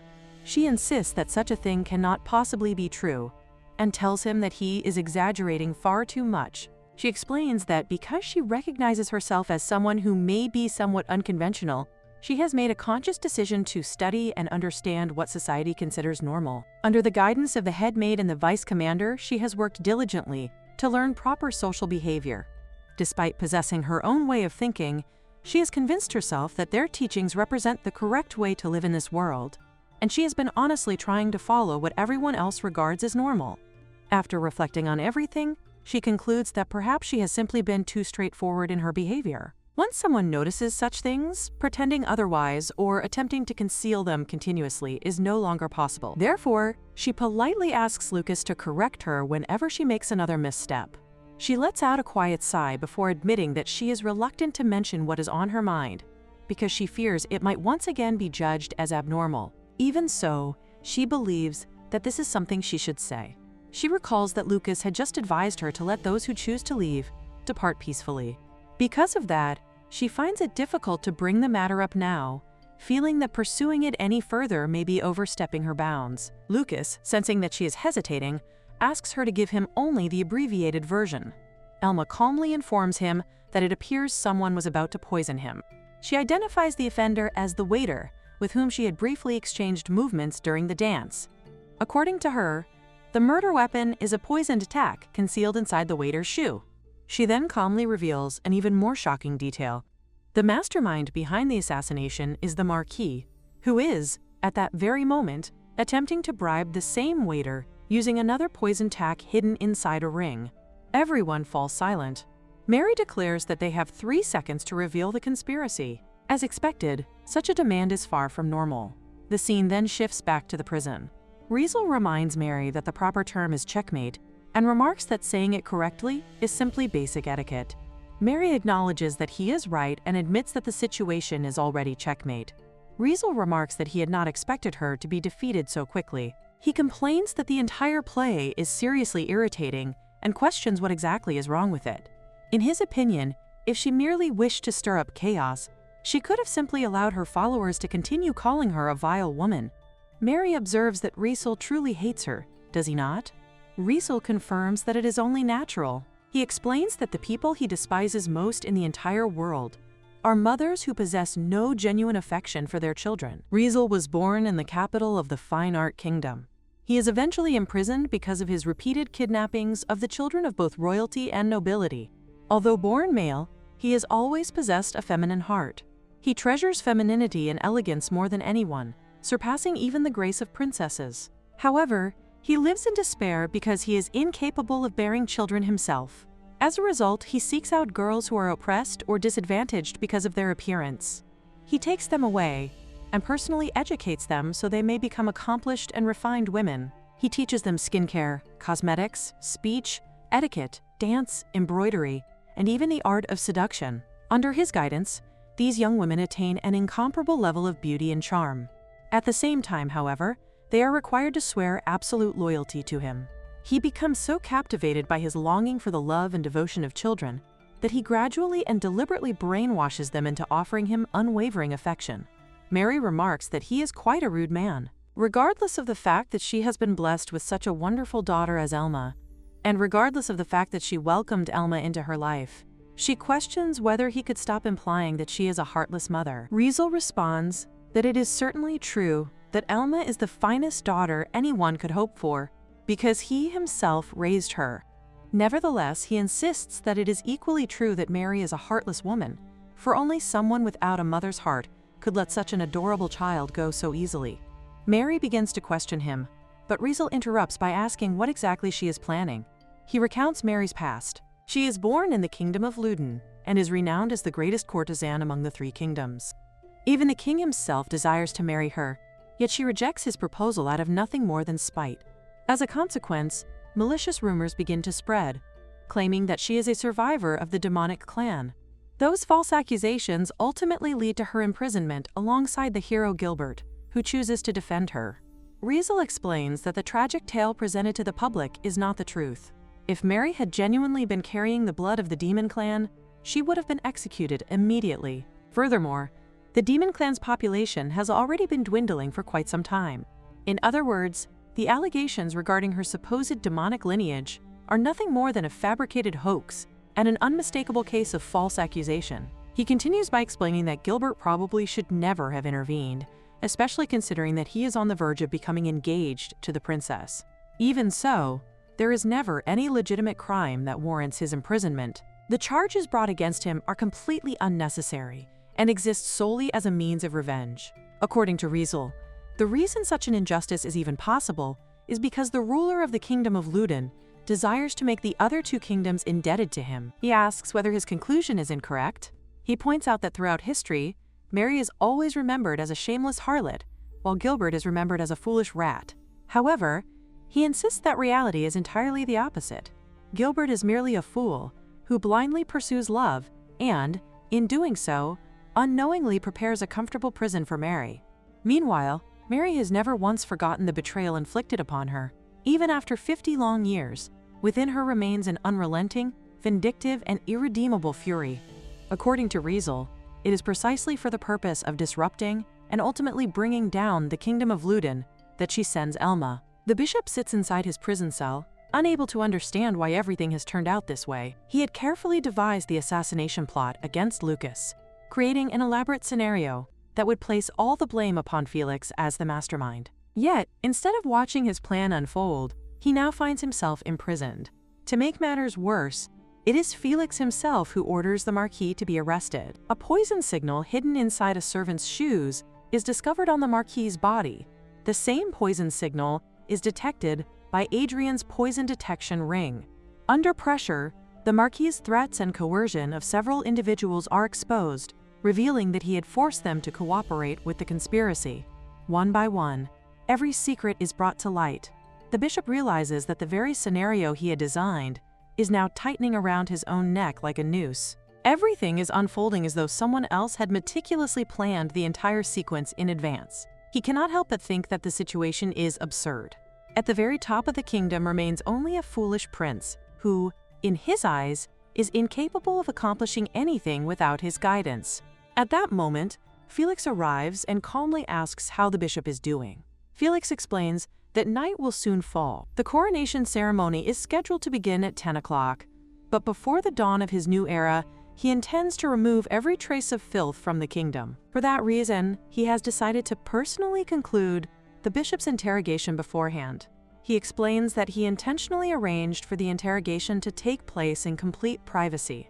He has no desire to create unnecessary confusion among the people. In his opinion, this kind of consideration and restraint is an essential quality for those who occupy positions of authority.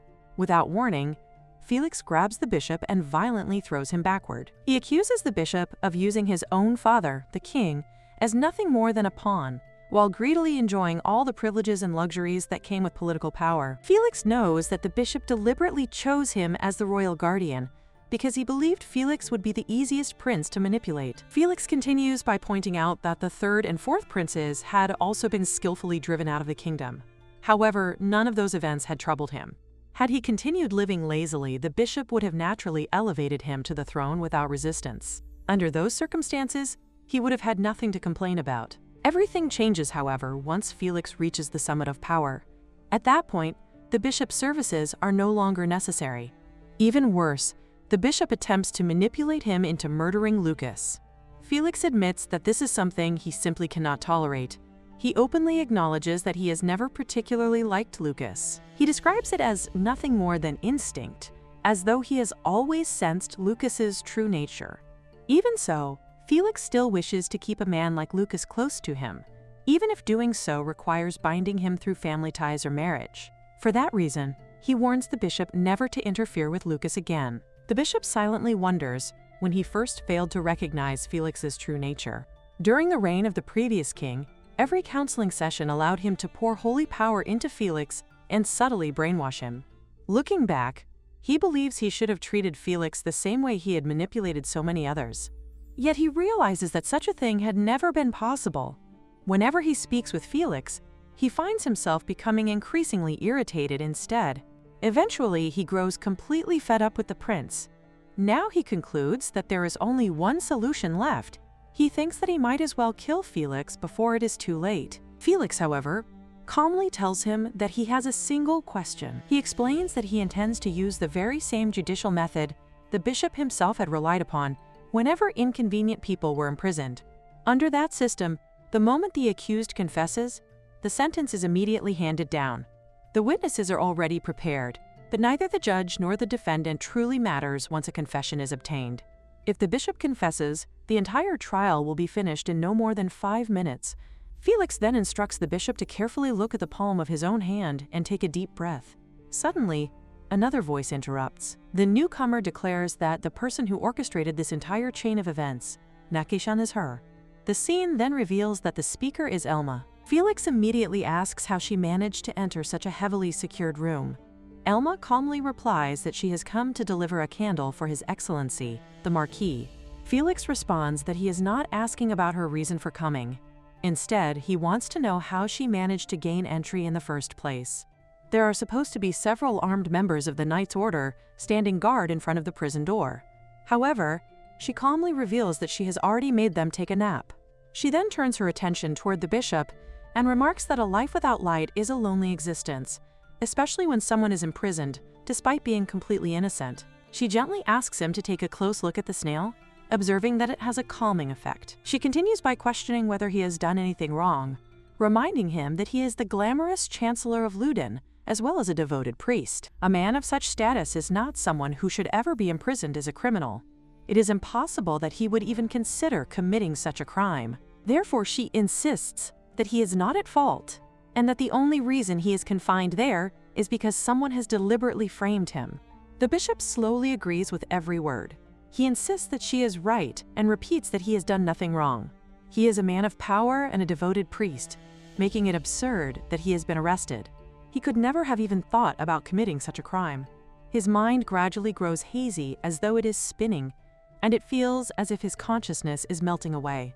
At that moment, Felix suddenly interrupts and demands to know what she has been doing to him the entire time. Without the slightest hesitation, she openly states that she is brainwashing the bishop and casually asks whether there is any problem with that. Felix immediately clarifies that his words are not a question but a direct accusation.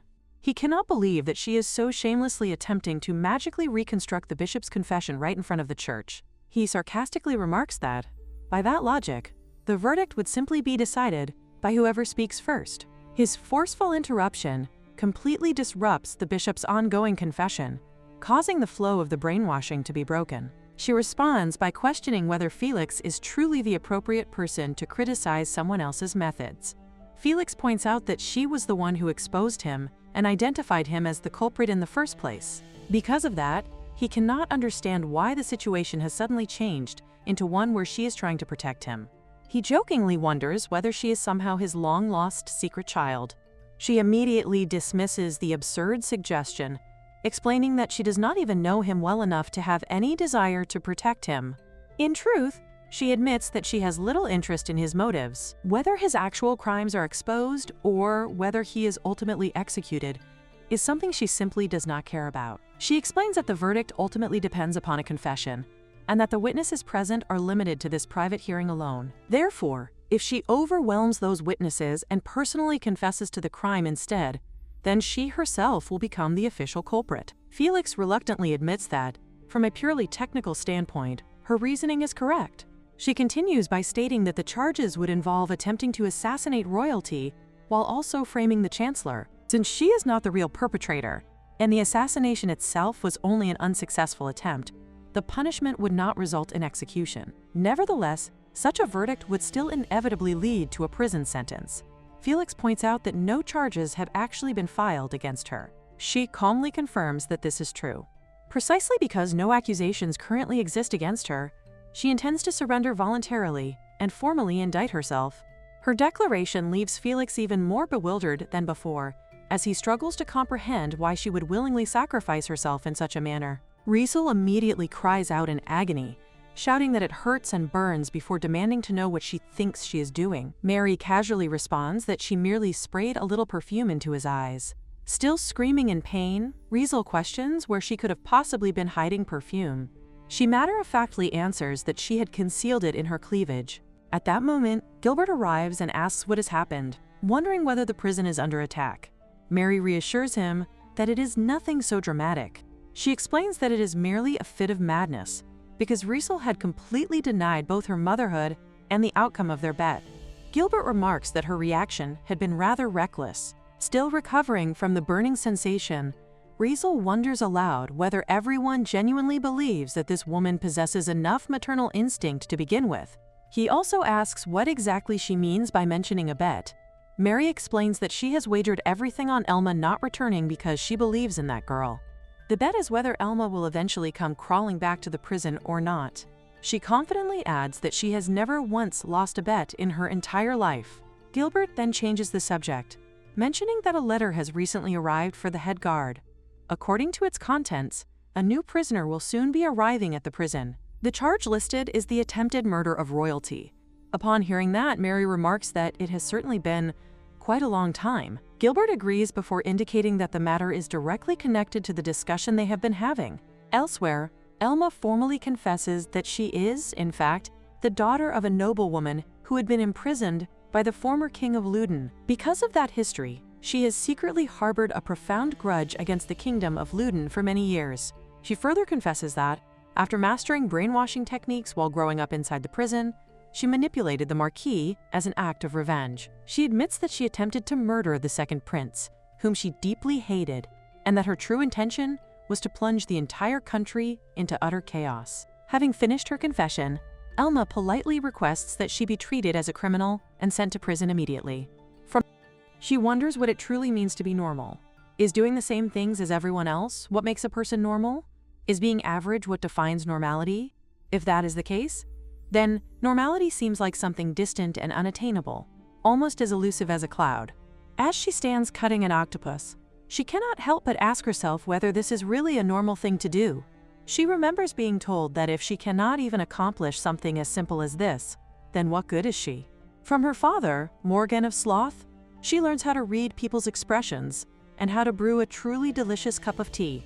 From her father, Isaac of Gluttony, she learns the arts of cooking and hunting.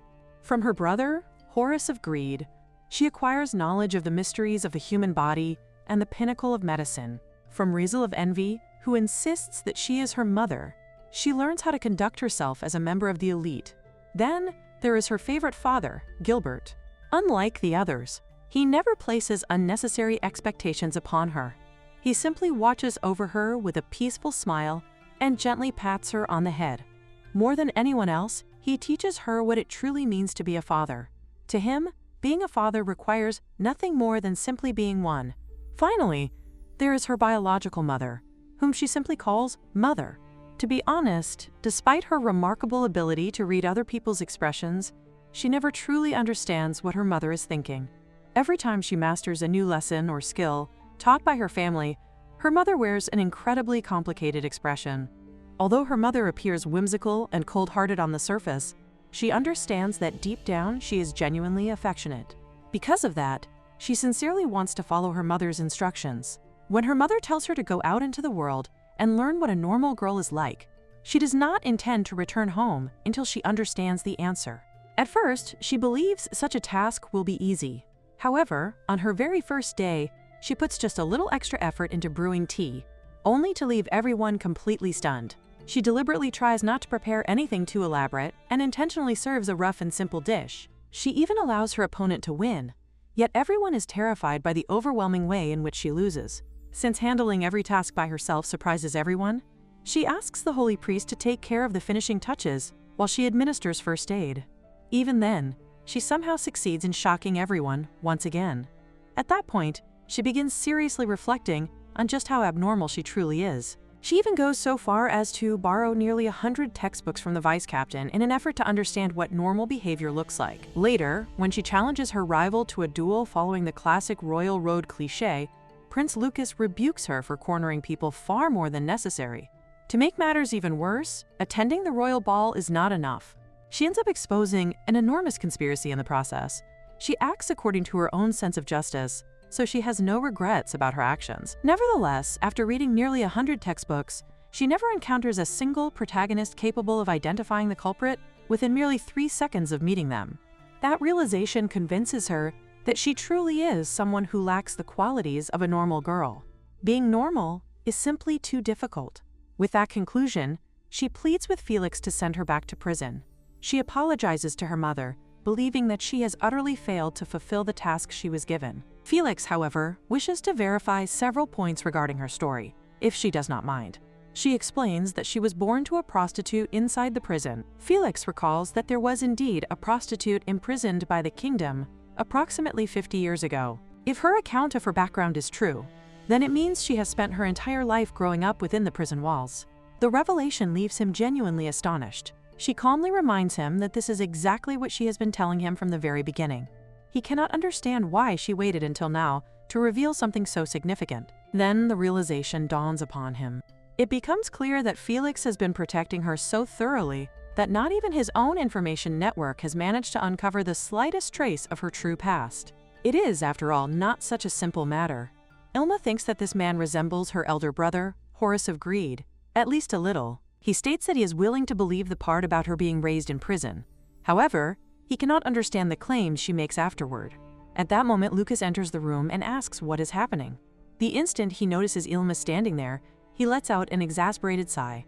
Felix explains that someone had suddenly flung the door open without even knocking, giving him quite a shock. Ilma, however, points out that only the hinge has been blown off. The door itself does not appear to be damaged very much, so it should be easy enough to repair. Lucas looks at the two of them in disbelief. He wonders what on earth his dear brother and Ilma are doing inside the room of a suspect who plotted to assassinate the royal family. Felix casually explains that he simply wanted to ensure the investigation concluded quickly before the coronation ceremony. Since he was already there, he intended to break the suspect's spirit and brainwash him as well. Lucas remarks that Felix is once again resorting to such wicked methods. Despite saying so, he remains surprisingly calm. Felix admits that he had actually been expecting a more dramatic reaction, something along the lines of his brother declaring such actions impossible. Lucas explains that he has watched the third prince, the fourth prince, and everyone else who ever came into conflict with Felix disappear from the stage so naturally that he has long since become suspicious. Felix acknowledges that observation. Since Lucas already understands, he says they might as well make the conversation brief. He explains that he always acts for what he believes is a good reason in his own way, and he has no intention of treating anyone poorly as long as they do not stand in his way. As for the matter involving Horace acted entirely on his own, and therefore Felix himself will be the one to punish him. Lucas accepts that explanation before turning his attention to Ilma. He asks what on earth she is doing there.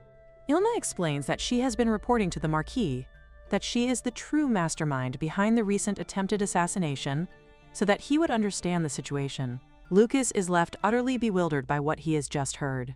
Felix elaborates that Ilma wishes to be falsely accused so that she can be sent back to prison. Apparently, she believes that, since there is no defense attorney, she can simply brainwash both the defender and the witnesses into accepting whatever story she presents. She is claiming to be the criminal who attempted to plunge the entire country into chaos as revenge for her mother's imprisonment. Lucas sighs, concluding that this is yet another consequence of the two of them and their brainwashing.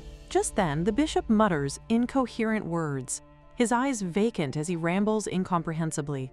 Seeing his condition, Lucas immediately orders Mark to escort him out of the room. Once they are alone again, Lucas turns back to Ilma. He admits that he no longer even feels like commenting on the fact that she is capable of brainwashing people. Neither is he surprised that she possesses the ability to knock out elite knights, casually appears inside the room of a suspect under investigation, or calmly sees through the true nature of a prince. At this point, he simply accepts everything with the thought that this is just how Ilma is. As expected, she can never truly be an ordinary girl. Lucas then tells her that there are only 2 more things he wishes to ask. The first concerns her release from prison. He wonders whether the outside world has been nothing but hateful and unpleasant to her ever since she left. As he studies her face, he notices a subtle micro-expression of guilt. The truth is that, although her prison had been an incredibly comfortable place filled with a deeply affectionate family, and an environment more luxurious and convenient than most people could imagine, she had honestly not wanted to leave it. Even after arriving at the royal castle, she constantly found herself wishing she could return. Even so, the people she has met outside make life enjoyable as well. Nevertheless, she has now come to the painful realization that she can never become an ordinary girl. Because of that, she believes she has no choice but to return to prison, even if it means disobeying her mother's orders or resorting to any means necessary. Ilma tells Lucas that she has to go back because she has completely failed to become ordinary. Now that she finally understands that she simply does not possess the talent to live as an ordinary girl, she decides that she will tuck her tail between her legs, return home, and allow her kind sister mother, Riesel, the very personification of envy, to comfort her and pat her on the head. In her own eyes, she is nothing but a failure. No matter how hard she tries, she can never understand what it truly means to be ordinary. No matter what she does, she only ends up becoming a cringe-worthy woman who makes people recoil and break into a cold sweat. Lucas immediately stops her and demands to know what she is talking about. Even if she is capable of reading people's micro-expressions, he cannot understand how she managed to reach such an absurd conclusion. Ilma mistakes his reaction for an expression of exasperation and nervously wonders whether she has made another mistake. Lucas tells her to understand the context before jumping to conclusions, bluntly calling her an idiot. His words leave Ilma stunned because it is the very first time anyone has ever called her an idiot. Lucas then points out that this very reaction proves his point. He explains that she also has surprisingly adorable moments.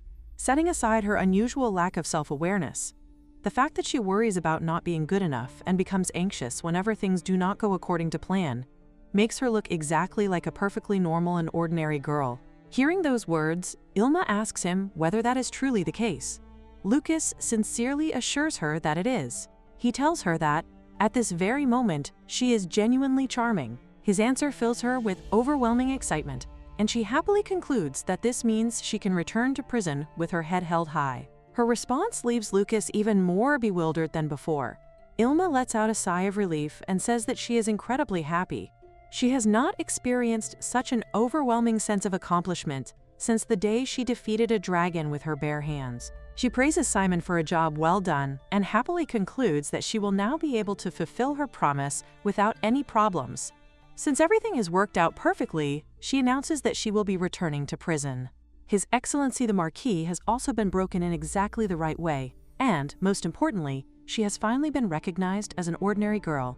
She is so excited by this achievement that she wants to return home as quickly as possible and proudly tell everyone about it. Watching her enthusiasm, Felix bursts into laughter and remarks to Lucas that his ability to convince her to stay is clearly not very impressive.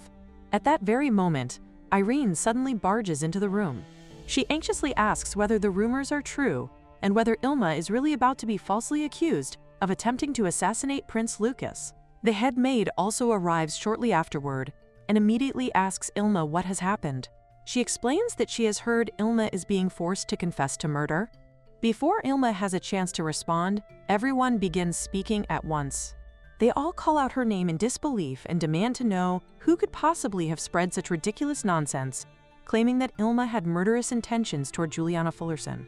Even Dennis arrives, expressing his disbelief that Ilma has somehow become entangled in such a massive conspiracy. George also joins the gathering and wonders what kind of bizarre incident she has managed to involve herself in this time.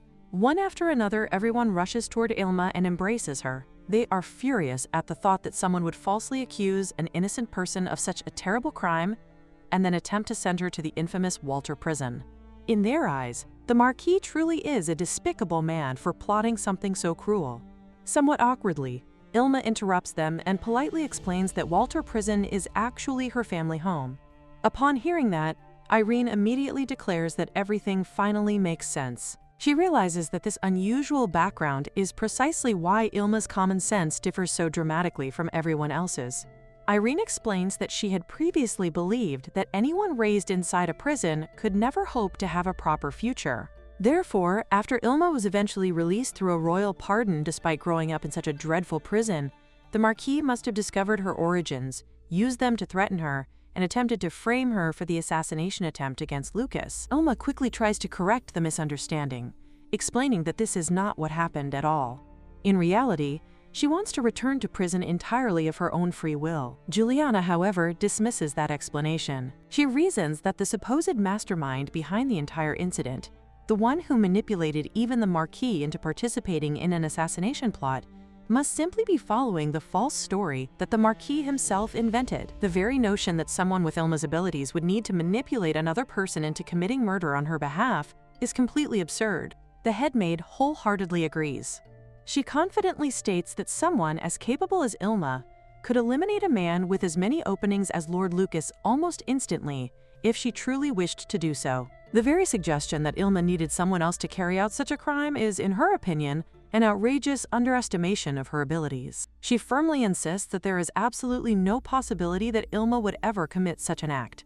Hearing everyone speak so confidently leaves Ilma thoroughly confused. She honestly asks that, if they all think so highly of her abilities, how they managed to conclude that the Marquis was manipulating her in the first place. Irene explains that, although Ilma appears to be exceptionally intelligent, she is also hopelessly disconnected from reality.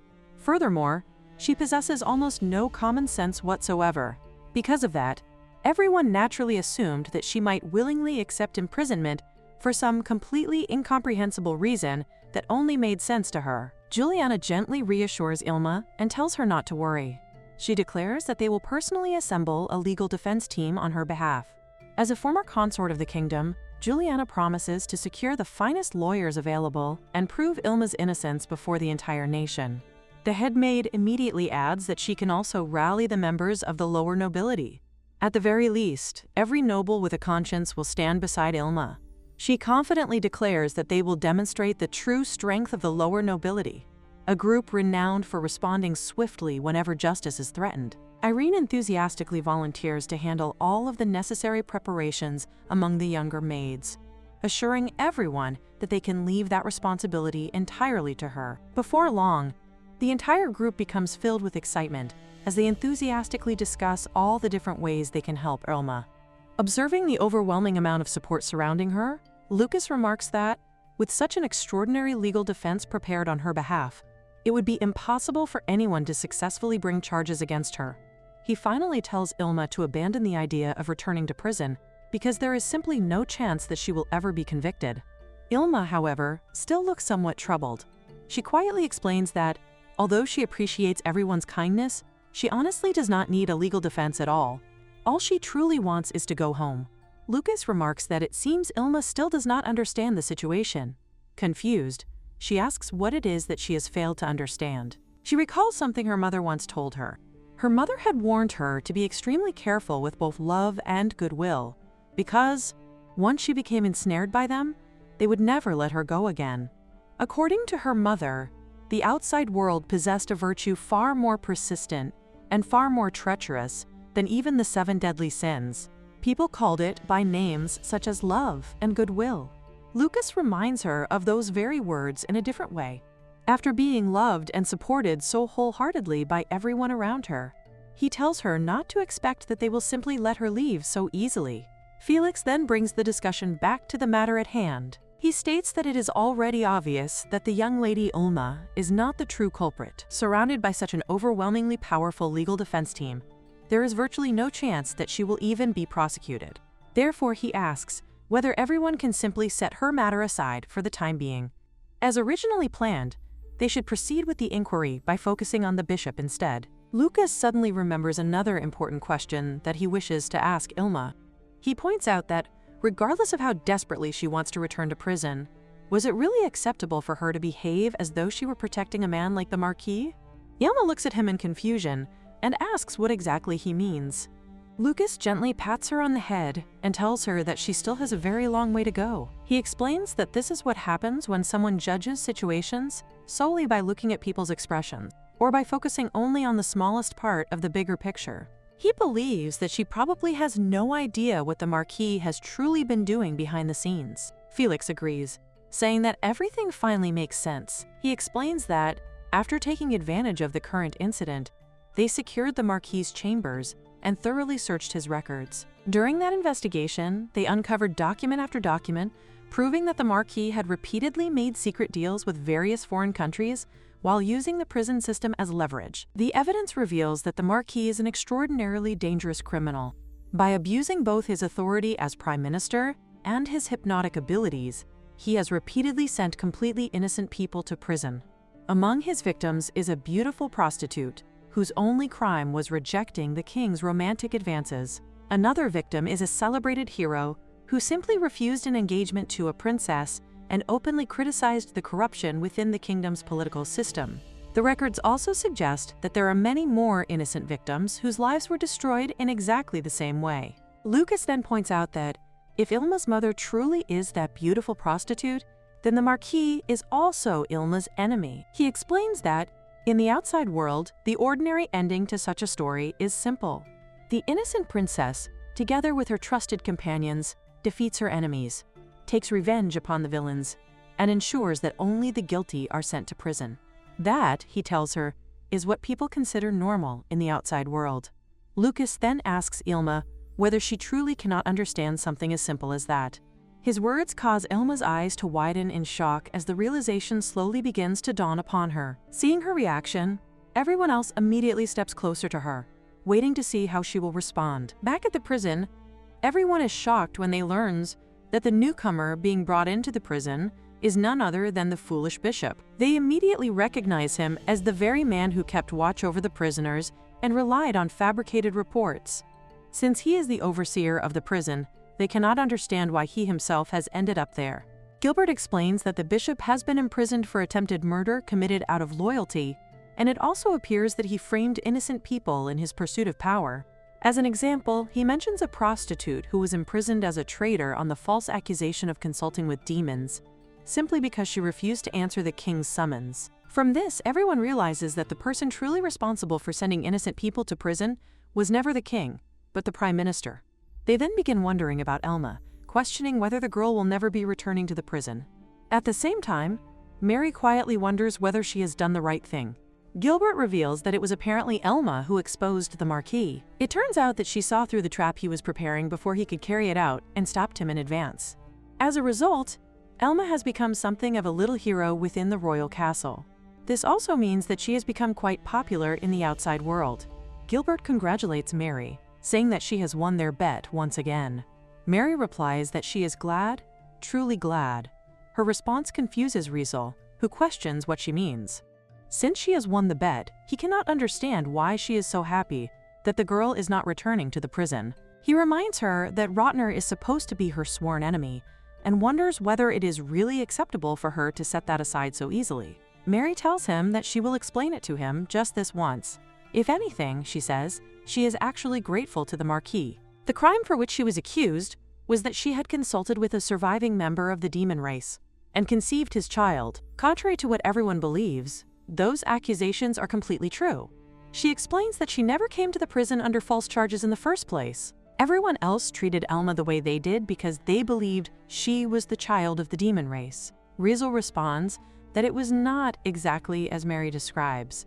Rather than openly condemning Elma, most people had simply been skeptical. It was true that Elma's abilities far surpassed those of ordinary people, yet the people around her, especially those inside the prison, never thought much about it or questioned it any further. To them, it simply did not matter whether she possessed demon blood or not. Mary says that this is precisely what she had hoped for. If someone wishes to hide a free-hearted person within a forest, or hide a perfectly ordinary human being, the best place to conceal them is among those who have already strayed from the path of humanity. She then reveals that Elma's father was the last surviving member of the demon race. The very name demon race creates an image of something terrifying, yet in reality he had been a far kinder and gentler man than any human she had ever known. Simply because he was born a demon, he had been persecuted and trampled upon since childhood, forcing him to spend his entire life living in hiding. In truth, he had been nothing more than an ordinary man who happened to be exceptionally skilled with his hands and possessed remarkable physical strength.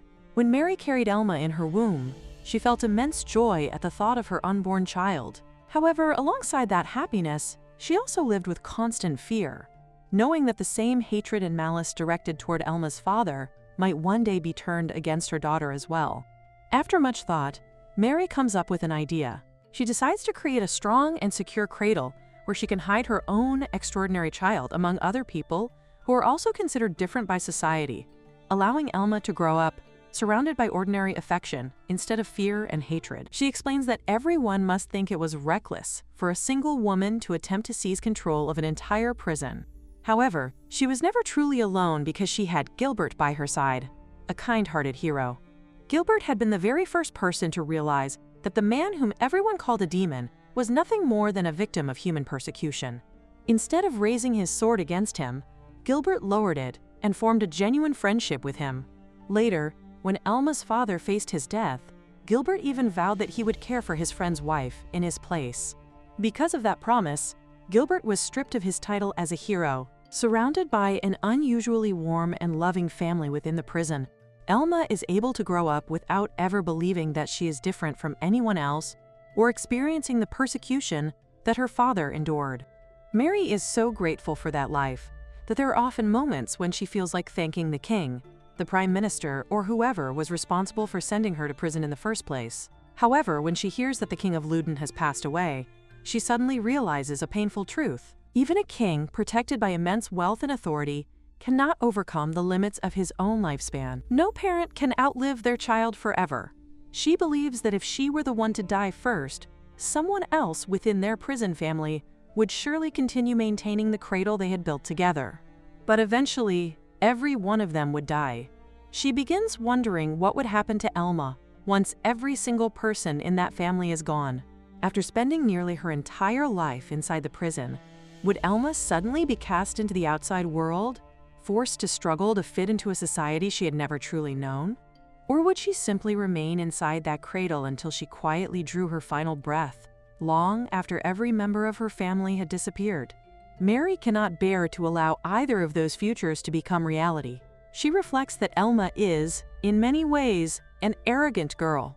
She rarely tries to understand other people deeply and firmly believes that her own standards are absolute. Mary realizes that this is because everyone around Elma has continuously poured their own values, judgments, and beliefs into her without exposing her to anything beyond the prison. Although they were able to give her the unconditional love of a family, there was no one inside the prison with whom Elma could experience genuine romance or develop true friendships outside those familial bonds. For that reason, Mary decides that Elma must leave the prison. She wants the girl to build relationships through trial and error, to stumble, learn, and grow through her own experiences.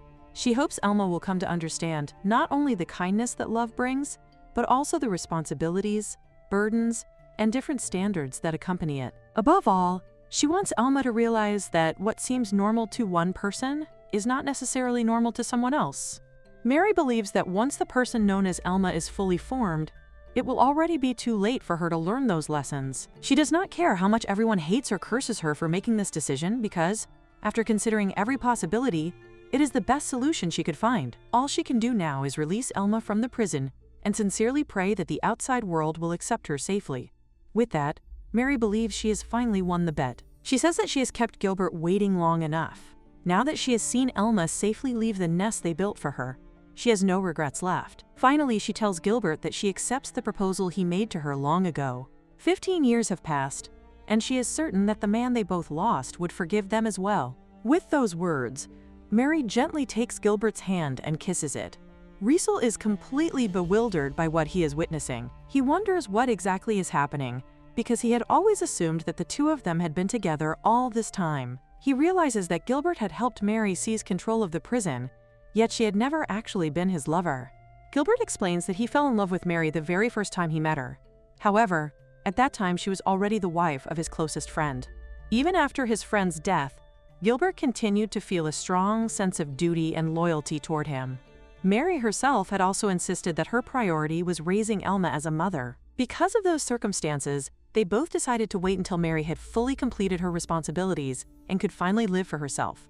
Gilbert admits that he had originally intended to keep postponing the matter indefinitely and eventually slip away without ever pursuing his own feelings. However, after waiting for 15 long years, it seems that Mary has finally accepted him, and in the end, he has finally won her heart. Mary points out to Riesel that he had called her hopelessly obsessive. However, she asks whether he does not think that Gilbert's desire, or rather, his affection, is even more hopeless than hers. Riesel admits that she is right. He had always believed that Gilbert was the most normal, or rather, the most decent person among all of them. However, after witnessing everything that has happened, he decides that he must completely revise his opinion of Gilbert. Gilbert, however, sees nothing unusual about his actions. He believes there is nothing strange about a person trying to win the heart of the woman he loves. To him, love itself is a virtue worthy of praise, and continuing to love the person one cherishes is simply the most natural and normal thing in the world. Hearing those words, Mary embraces Gilbert. She quietly wonders why, if loving someone is so normal, being considered normal in the outside world is actually so difficult. The scene then shifts to the royal castle, where Felix, now serving as the new king, sits at his desk while yawning over an endless stack of paperwork. He remarks that today is peaceful as well. As he reflects on recent events, he thinks about the incident involving the bar the other day. He wonders whether, for someone in his position, he might have handled the situation a little too thoroughly. If maintaining lasting peace truly requires preserving a few manageable problems, perhaps he should have intentionally left behind a few seeds of trouble. He also admits to himself that pretending to be nothing more than a foolish prince is far from an easy role to play. Suddenly, someone rushes in with alarming news that a magical beast has escaped from the Knights' training grounds. Before anyone else can react, Elma defeats the magical beast with nothing but her bare hands. Almost immediately afterward, another report arrives. Important official documents from a neighboring country have been blown away by the wind and accidentally fallen into the palace incinerator. Once again, before anyone else can solve the problem, Elma retrieves the burned documents, painstakingly pieces together the charred fragments, and even manages to decipher the damaged text. Watching everything unfold, Felix finally stands up and gazes out the window. He cannot help wondering whether Elma truly believes that performing extraordinary feats like these is her way of becoming normal. He realizes that she has no intention of giving up until everyone acknowledges her as an ordinary person. Later that day, Felix approaches Elma and asks whether she is truly satisfied simply because Lucas alone has called her normal. He explains that being normal means being the same as the majority. He wonders whether she believes she will only reach the pinnacle of normality once a great number of people also recognize her as an ordinary person. Meanwhile, the people around Elma reassure her that she does not need to worry because she will remain safe there. They tell her that there are still many meals they want to cook together, and many dishes they still wish to share with her. Elma quietly replies that she understands, and she smiles warmly. Felix also notices Lucas speaking to Elma. Lucas remarks that a refined gentleman should remain close to an innocent girl, while an innocent girl should remain close to a forceful friend, as the saying goes. At the same time, Felix reviews a new report. It describes suspicious behavior from the Lord of Frenzel, including the possibility of rebellion through a contract with demons and growing unrest among the people due to opposition toward the Lord's family. Frenzel is a territory famous for producing sacred wine that is said to ward off demons. It is also known as the homeland of the prison hounds. Felix sighs, thinking that the situation is becoming rather troublesome. He then mentions the knight, the black wind, and the pawn, adding that they will serve as a small bonus. Finally, he addresses his handsome knight and his beautiful maid, declaring that it is time for their next move. The story concludes by foreshadowing a new trial awaiting Elma and her companions, while expressing the hope that they will return with results that can finally be called truly normal.